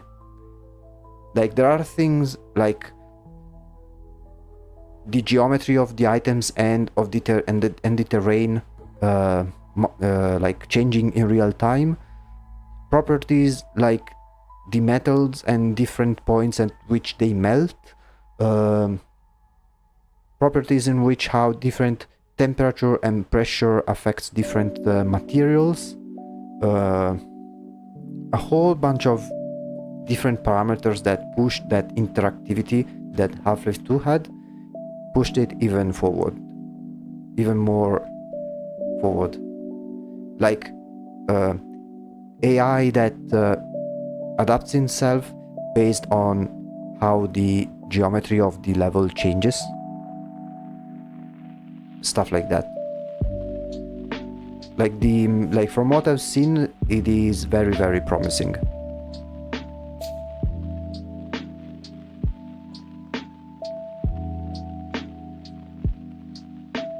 Also, thanks. Your voice helps me look in at games, and I just got a Victory Royale. Oh, thank you. Doesn't sound lukewarm IQ friendly. I might be in trouble. Wait, what do you mean? Oh wait, so you mean like the technical stuff? There is. Wait, let me quickly save this sketch so we don't lose anything. Let's see, $sketch, because there is a Miro board that shows everything. Quick side tangent, but I think it's very it is a very cool thing. Let me see if I can pull it up. They made a board that summarizes everything that we know about the upcoming Half-Life game. HLX Miro board. Let me see. Almost everything we know about HLX Miro board. Okay. It is quite a lot, to be honest. But there are many, many interesting things. Let's hope that this board, like, it has many technical stuff, but I hope it has some descriptions that are not as technical. Geometry multi-points or making alloys and shit. Yeah, like, it also has, like, the metals, they bend depending on the type of metals and the temperature. Okay, it's so laggy because it has so many stuff. So many shit. I don't care. So let's try, for example, with the base AI / base NPCs. Okay. NPCs will be able to navigate a number of different navigation spaces, including flight, space, and water. In layman's terms, NPCs can navigate in water, in flight, and in general space. Oh yeah, because it is hypothesized that there will be levels with zero gravity. They will also be able to dynamically change nav meshes. Nav meshes, they are basically a grid that the AI use to navigate their surroundings. And nav meshes are what they tell the AI where they can navigate and where they cannot. So essentially they will also be able to dynamically change where they can go and where they cannot on the fly. Yeah, nav meshes are a low definition version of the word that AI uses to navigate the level. So because the level may change their shape or geometry, like for example, you break a wall, then the AI will dynamically know that there is a hole in the wall and will be able to navigate through it.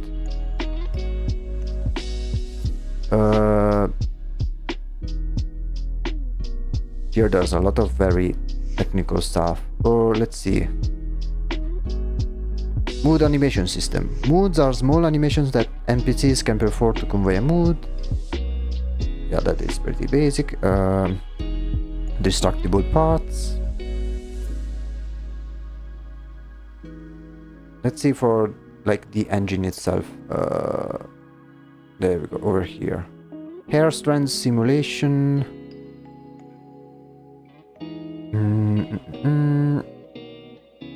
Procedural sounds. Source 2 sound system has been updated to include a variety of adjustments. Allows the sound, for example, to play from a pool of random sound effects to play sounds at once. No, let me see. Let me see if I find the ones. Yeah, level design and scale control wind, volumetric fog.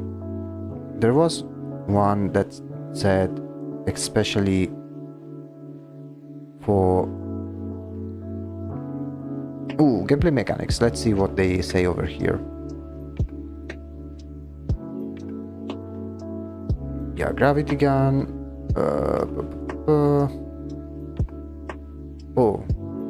Source 2 now supports previously unimplemented buoyancy seen in Half-Life 2.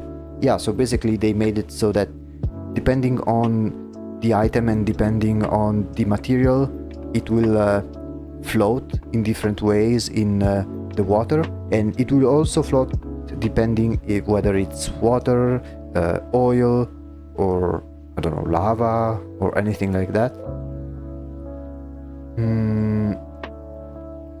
Vehicles are getting a total overhaul. I don't know, it's full of, like, if you guys are interested and check what the next Half-Life game may have, I will post the link over here so you guys can check it out for yourself.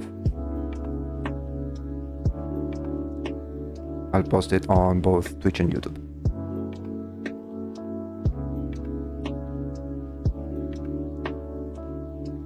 It is a very interesting read, but like from what I've gathered, it's like, imagine Half-Life 2, like the interactivity of Half-Life 2 and the physics of Half-Life 2, but much better, much more interactive, and basically on steroids. Yeah, physics of Half-Life 2, but on steroids.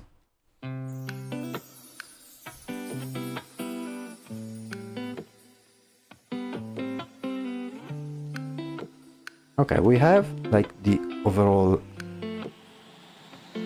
design. I want to add the storytelling element, especially in the faces.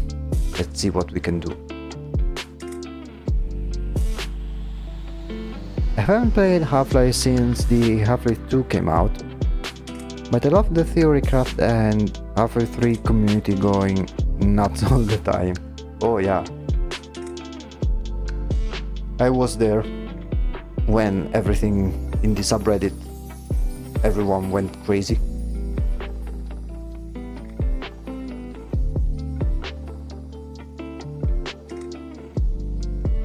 Okay, let's see if I can work in here.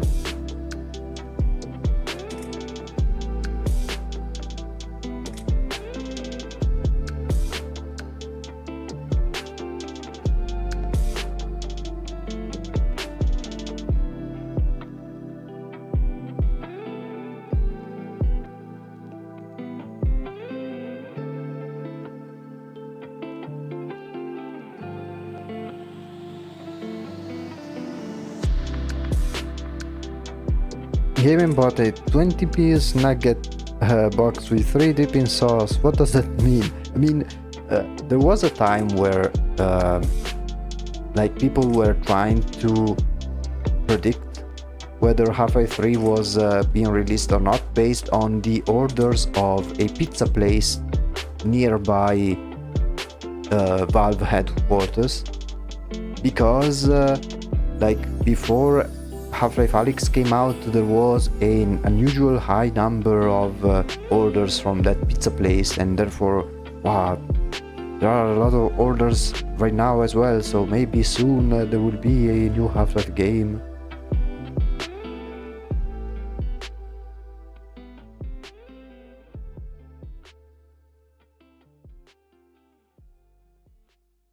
Like, that is like mass hysteria level of craziness.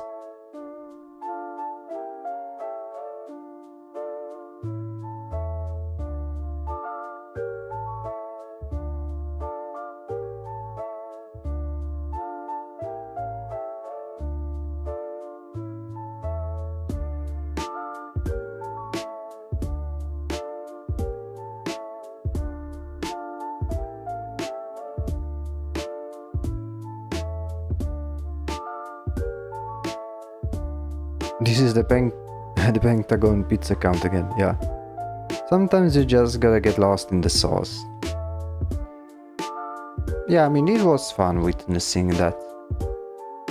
I really do hope that, like, I am very positive. Like, what I do know is that it's not a matter of if, but a matter of when. Because all of the indicators and all of the leaks point to a game that is nearby completion.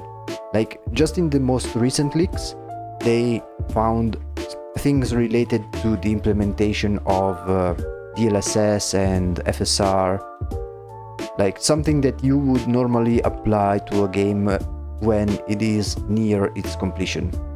Like, it's not going to be a project that gets cancelled like it happened in the past with episode 3.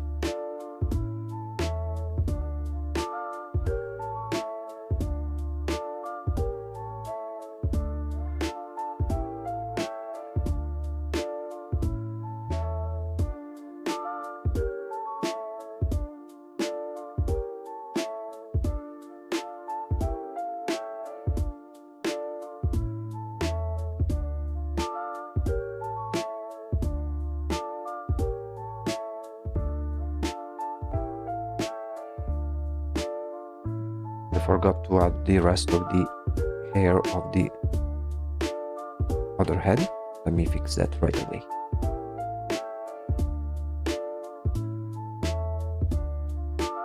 I wonder if they can pull it off, or the same caliber of game that they used to make. I think, because one thing that you need to understand about Valve in general, or at least Valve how it is now, is that they will not make a game if they do not like making it, which is both a blessing and a curse. A blessing because when they make a game, they know, like, they do it with passion, and therefore the quality will be top notch. A curse because of that behavior, it has happened that many projects got cancelled because the devs simply were not like, at some point in development they were like, we don't really like what we made anymore, and therefore we stop.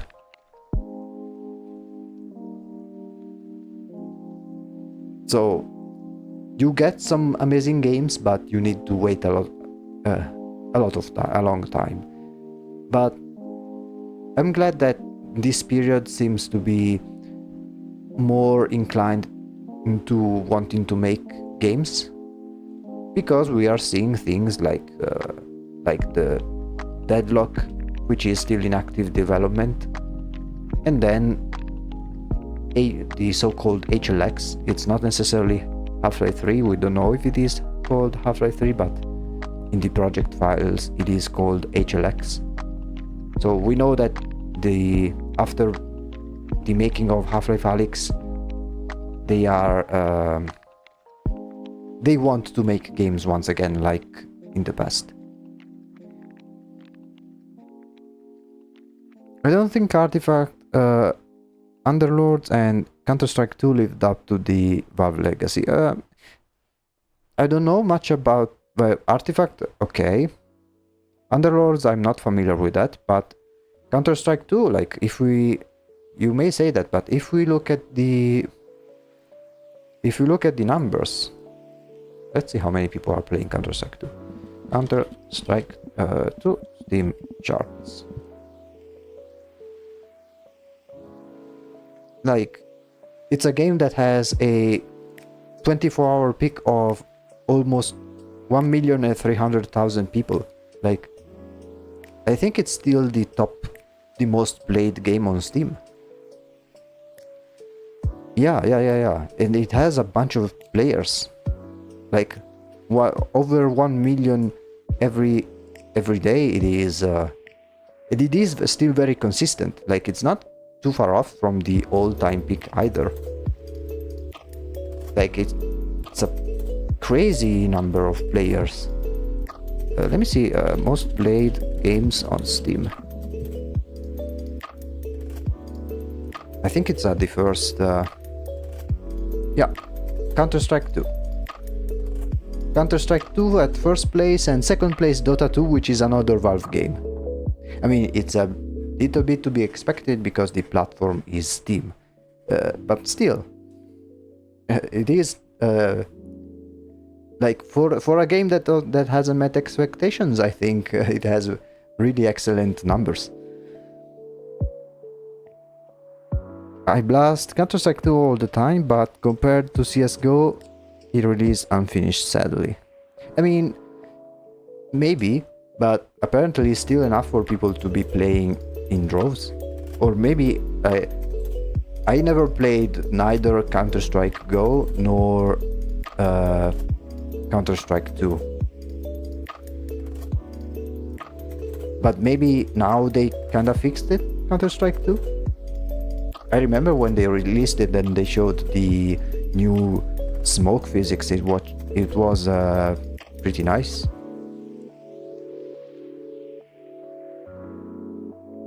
I mean, still better than some garbage like Overwatch 2, by the way. Which then they reverted back, I think.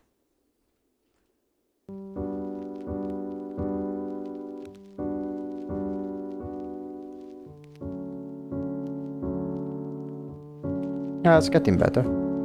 Yeah, that's what's most important. Like, even if you think about things like No Man's Sky, it did go through a redemption arc at the end of the day.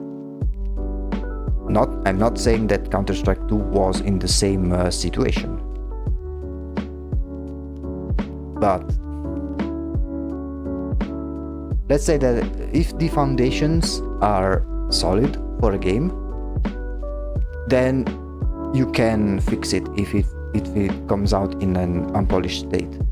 Like, same thing with Cyberpunk. Like, Cyberpunk, it was a good game, but it just got released way too early, and then it never reached the game that people were expecting. But in its last state, it is an excellent game. I highly recommend it. I bought it on day one, and I loved it back and when it came out, with all its faults. But now it's even better. The problem is when the game comes out and the foundations are not good, because some may say you cannot polish a turd. Like, you end up with a polished turd, but it remains a turd nonetheless. And going back to GTA 6, if the story is too politically correct / woke, if the map is not as well, or maybe it is like kind of empty like in GTA 5, or I don't know, maybe the content is locked behind a paywall, there is little you can do to fix it, especially for a game as anticipated as GTA. I think the recent Anim Graph 2 update made it more playable. It changed the model animation, so now you can actually see which way people are going. Art question: is the doll 50-50 from each sister? Yes. It's a kind of idea that I had in mind. This is technically the going back to the references. Right now we are doing the equivalent of this one, which is a character or item or pet that is not even a secondary character, but like a tertiary character, like a character that's not as important, but it is important enough to dedicate a unique illustration of. Right now we are making the equivalent of this one, but for the other sister. And the idea that I came with was like the very first toy or doll that she ever had. And yes, I wanted to... Yeah, I thought about making it about merged versions of the two sisters, and right now what I'm doing is I am kind of ruining the face of the other sister to kind of hint at the type of relationship that these two sisters have or had during their childhood.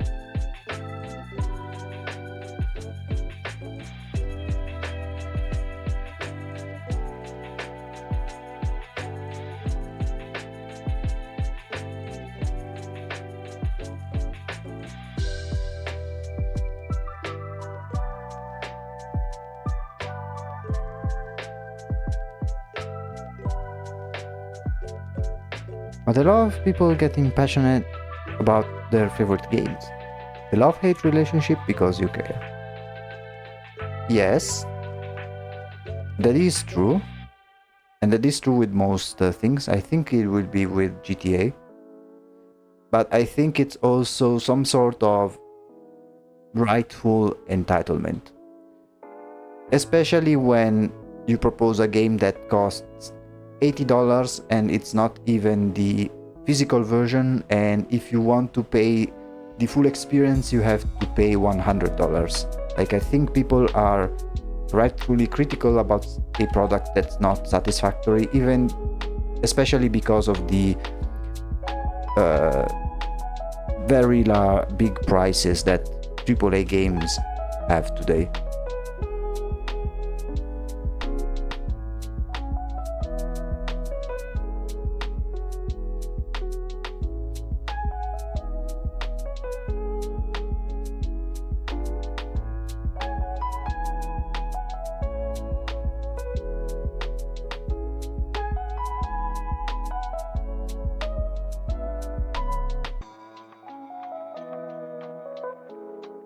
Which, to be fair, like, it is a bit justified, because not only you have to pay a shit ton of money for the console nowadays, but then you need to pay a shit ton of money for the games as well, which plus they are not even in physical copy, so you have no way of knowing if you are ever going to play it again, because maybe one day Sony decides to just remove the game and you have no way of getting it back because you pay a license and not the game itself. Plus, maybe it's one of those games where it is mandatory to have an internet connection. Yeah, like, it's a little bit rough. Which is why I'm always in favor of indie games all the way. Steam, indie games, play a game, you can play it offline without any issues. They don't require a computer from the Pentagon in order to play it. And they don't cost a liver in order to purchase it. Yeah, I don't think some games become too big or hyped for their own good. And probably run at 30 FPS, yeah, that's also another thing.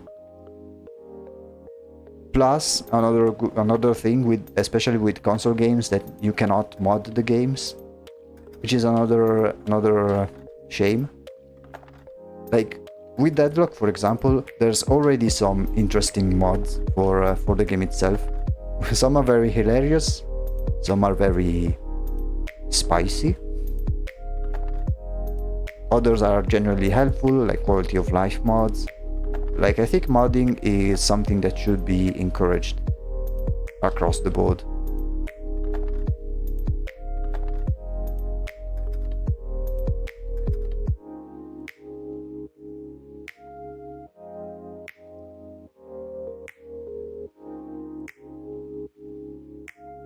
My favorite type of indie games are boomer shooters. Have you ever played... Wait, I don't remember the name. Let me see the name. I have it in my library. I need to find it.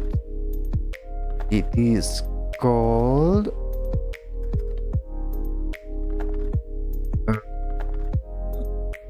one second. What is it? I cannot find it. I have so many. Rockstar, no. Renaissance.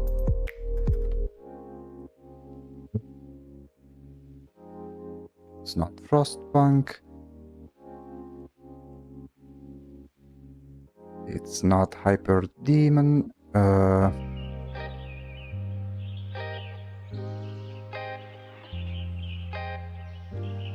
Prodeus. Frostpunk mentioned. Prodeus is a cool boomer shooter. Are you familiar with it? It has a very unique style. The city must survive. Reminds me of the motto of Factorio, which is the factory must grow. I haven't gotten Frostpunk 2 yet though. I did play once Frostpunk 1 and it was very fun.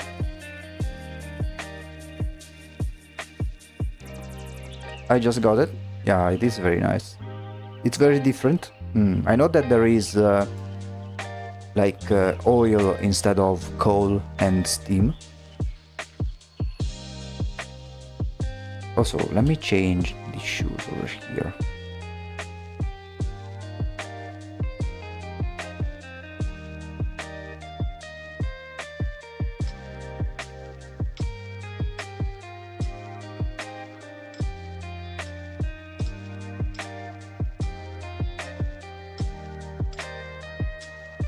You have the frost break. The land in order to use it.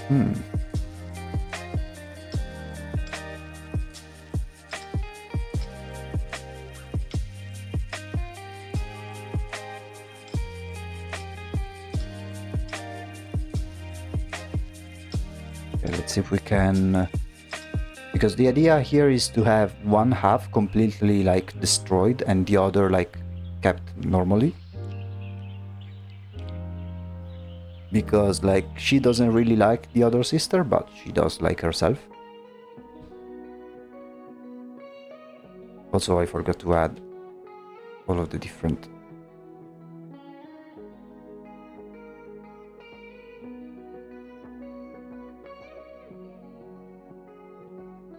flower themes in here.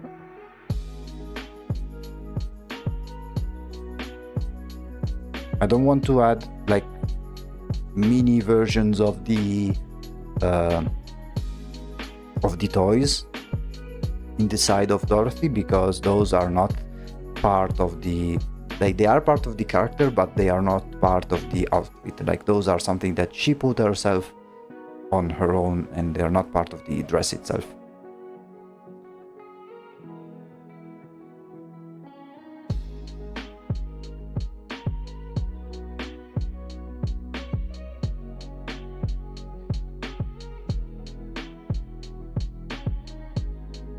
Clockwork leg.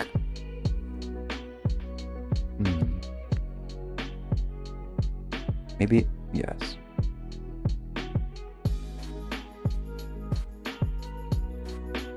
Ooh, another game I am like, it's highly anticipated for me. It's the next Metro game from the Metro series. I played all of the other ones. I'm really curious to see how the story will continue.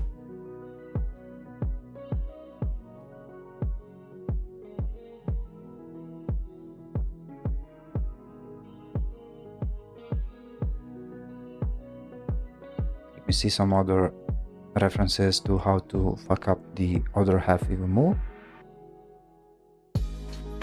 Oh, yes, I have an idea.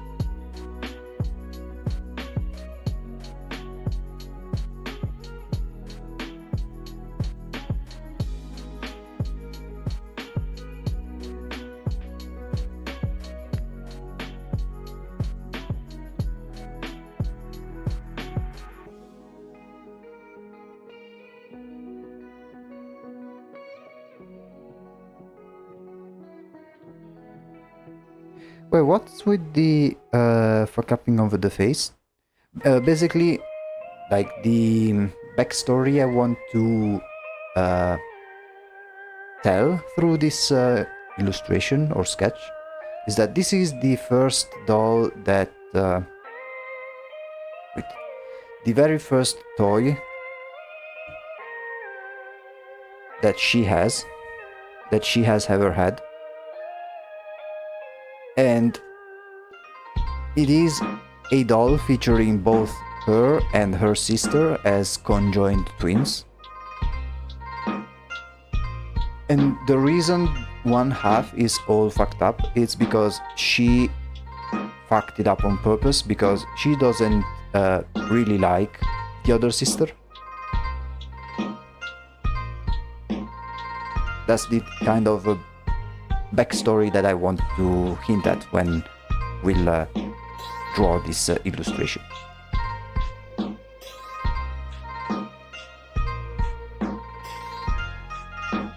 Who owns it now? Her. She is the puppet lady, so the very first doll, it is of her. In her possession.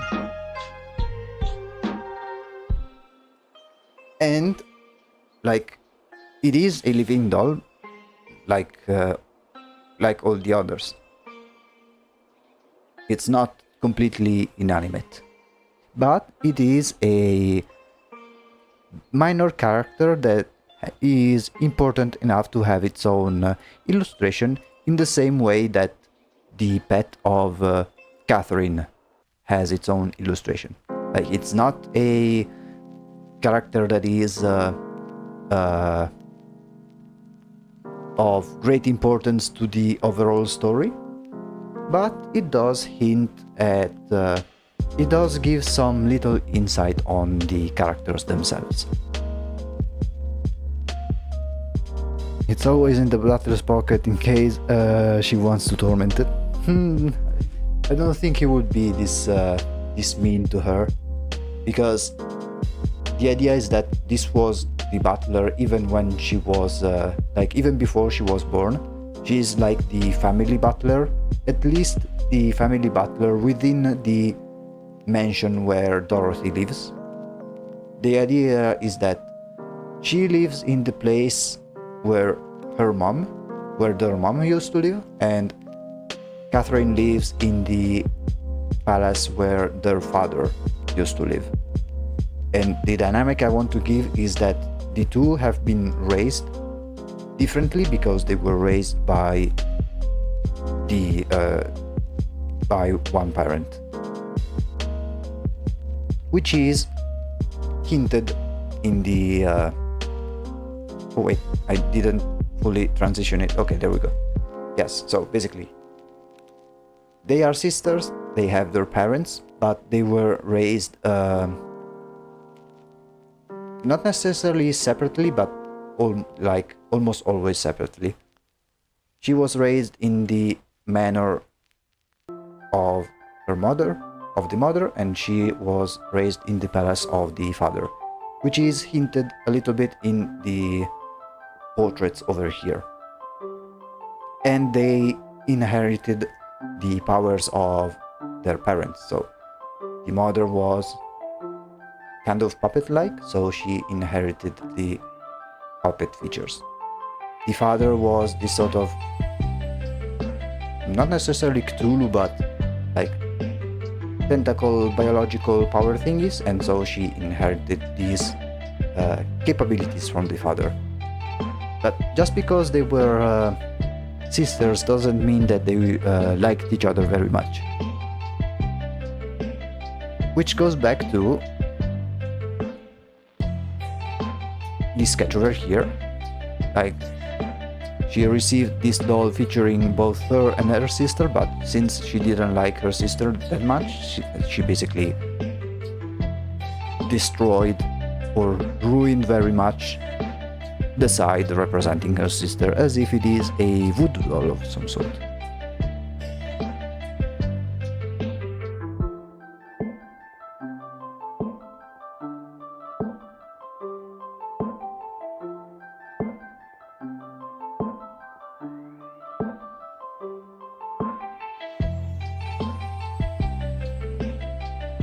If that makes sense. I hope it does.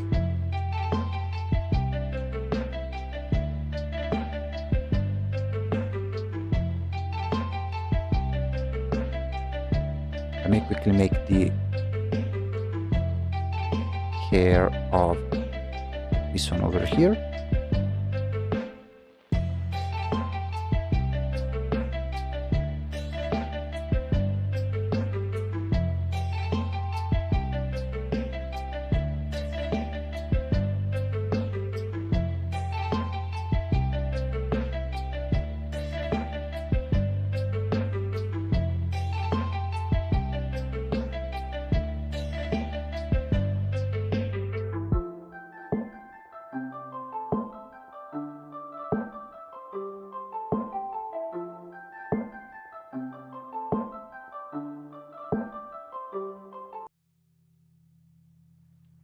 Is very, like, this is still very much a sketch, but it will be a good starting point for when we'll do the detailed illustration.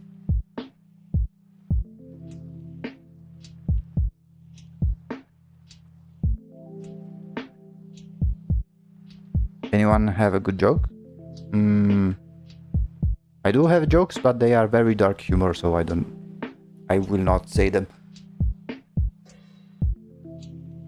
Looking forward for the detailed version. Yes, I am looking forward for it as well.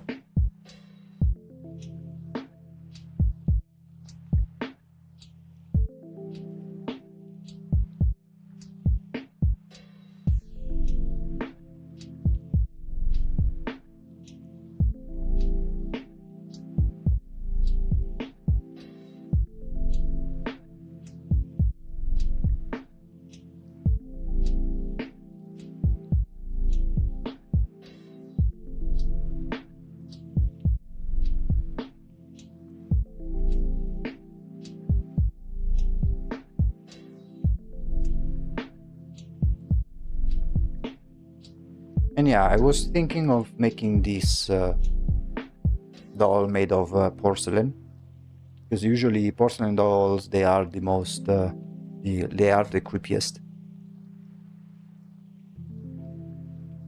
But yeah, I think this can be like, I do like the result. I don't think there's need to change all that much in terms of sketch. Once we'll start the illustration itself,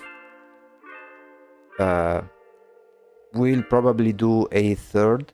I don't know if we'll do a third sketch on top of this one, or we'll use this one as a starting point, because it is still very rough, so we may need to clean it up a little bit. But I think that for today, this is a good this has been a good progress. I do like the design, and I do hope that it will at least raise some questions and some interpretations to the viewer when they'll view this particular piece and say, oh, why does this doll look like this? Why is it made in this way? And things of that sort. Like, in the same way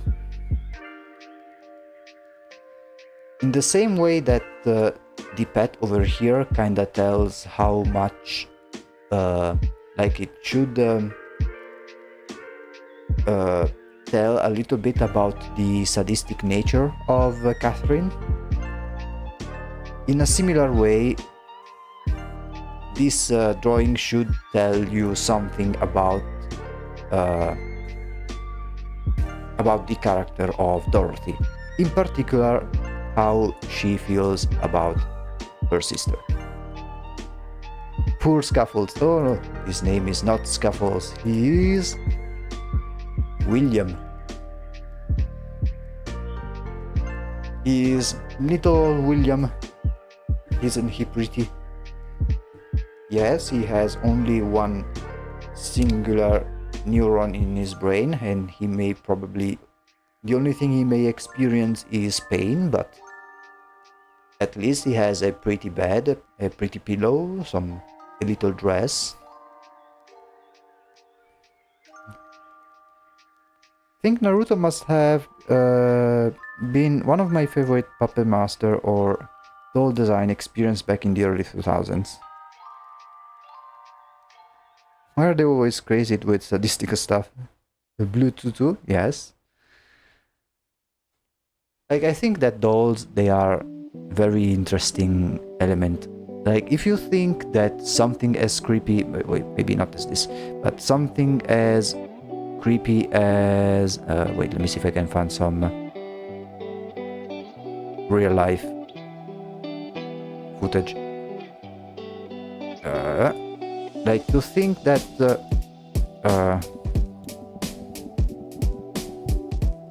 children used to play with something like this and not have any problem with it, it is a very interesting thing to observe. Like, I don't know.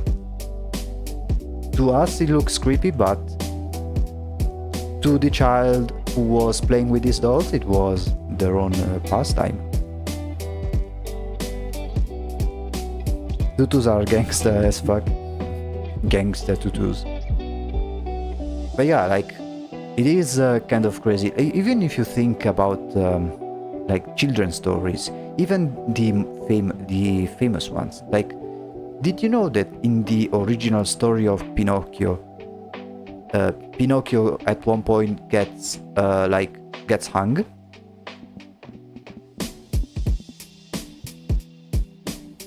Like at one point in the story, he gets hung by a tree and he passes out, but of course he doesn't die because he is a puppet. But the original story has it, and it is super dark. Like there are many things that the original stories had that unfortunately Disney kind of removed and made family friendly. But if you think about it, those original stories, they were told to children, even with the gritty details. Imagine being one kind of warrior of Berserker called Turbo Tutu. Big beefy dude that just spins around with a bladed tutu. I mean, you just described the average Scottish man with their kind of skirts. How could I forget about Pinocchio? That's clearly the first exposure to it, yeah. You think that's dark? Wait till you find the Grimm Brothers. Oh yeah, I know about the Grimm Brothers. Scotland mentioned. Yeah, it's a kilt. Yeah, I mean, even the Grimm Brothers. Have you ever watched that movie about the Grimm Brothers? That kinda traumatized everyone. There was this one over here. I remember this scene that basically traumatized me, because there was this scene where a kid, like, she gets her face dirty with mud, and then when trying to wipe off the mud, she basically smears her face off, and it was like really something. Not gonna lie, I could go for a kilt right now. I need the breeze in the summer heat. Yeah. Is it a composition story or documentary? No. It's this one is a movie in which the protagonists are the Grimm brothers, and they need to investigate like these missing children that are disappearing, and they eventually encounter many characters and creatures from their own stories, essentially.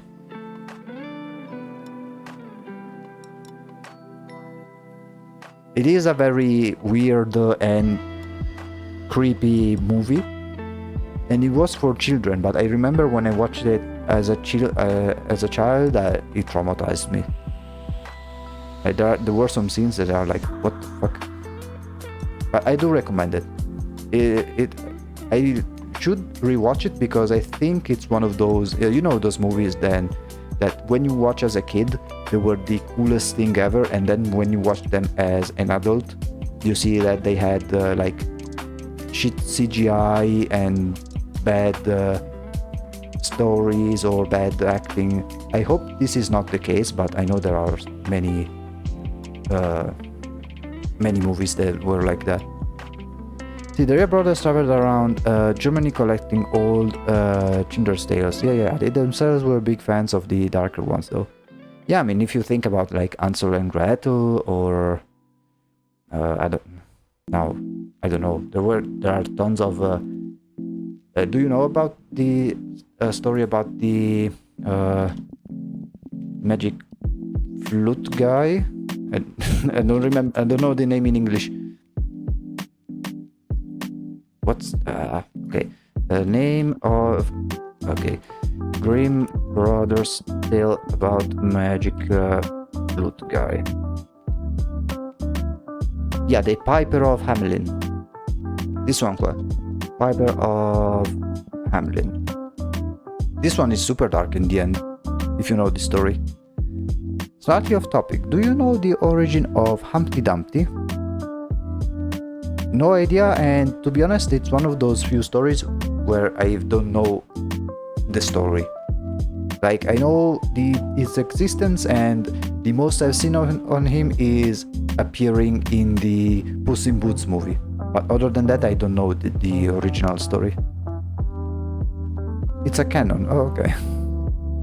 But yeah, so if you are familiar with this story, it gets super dark, and it's one of those few stories where it has a bad ending. Because essentially the story is that there is this village in Germany called Hamelin, which is infested with rats. And so the mayor hires this piper, this flute guy, which has magical powers, and basically he can hypnotize whatever type of animal he wants using his flute. And using his flute, he hypnotizes all the rats in the town, and he makes them walk into the river and drown themselves. Then this piper goes back to the mayor and asks for payment.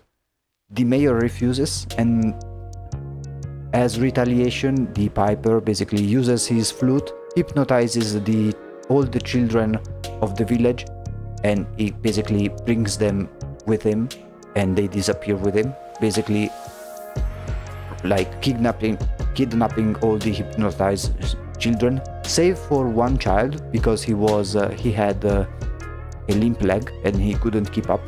And so the ending is that there is this only child who is basically alone because everyone else left with the piper. It was a mounted cannon that fell off a castle wall. Humpty Dumpty had a great fall, and the cannon was British, so... Or British? Okay, so all the king's horses and all the king's men couldn't put it together again. Oh, I see. But yeah, I do wish that these old stories were told in their original content, because that's where the message of those stories come through. Like another thing in Pinocchio that it's not present in Disney, there is a scene in which Pinocchio gets sick and he is saved by the little fairy, and he is like laying in bed, and the fairy wants to give him like the medicine to cure him, right? The problem is that the medicine like has a disgusting taste, and so Pinocchio doesn't want to take the medicine. And then the fairy is like, okay, then if you won't take the medicine, you will die. I have the people carrying your coffin ready. And so like he invites those 4 rabbits carrying the coffin for Pinocchio. At that point, Pinocchio like basically shits himself and says, okay, I will take the medicine because I don't want to die.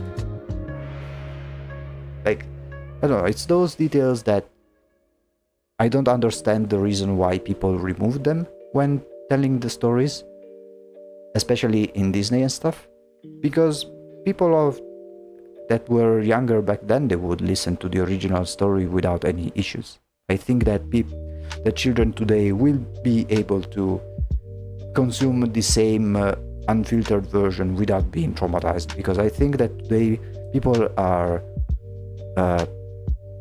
treating children way too with kids' gloves a bit too much, I think. I don't know how it became a sentient egg. Yeah, fair enough. When are they going to invent good tasting medicine, by the way?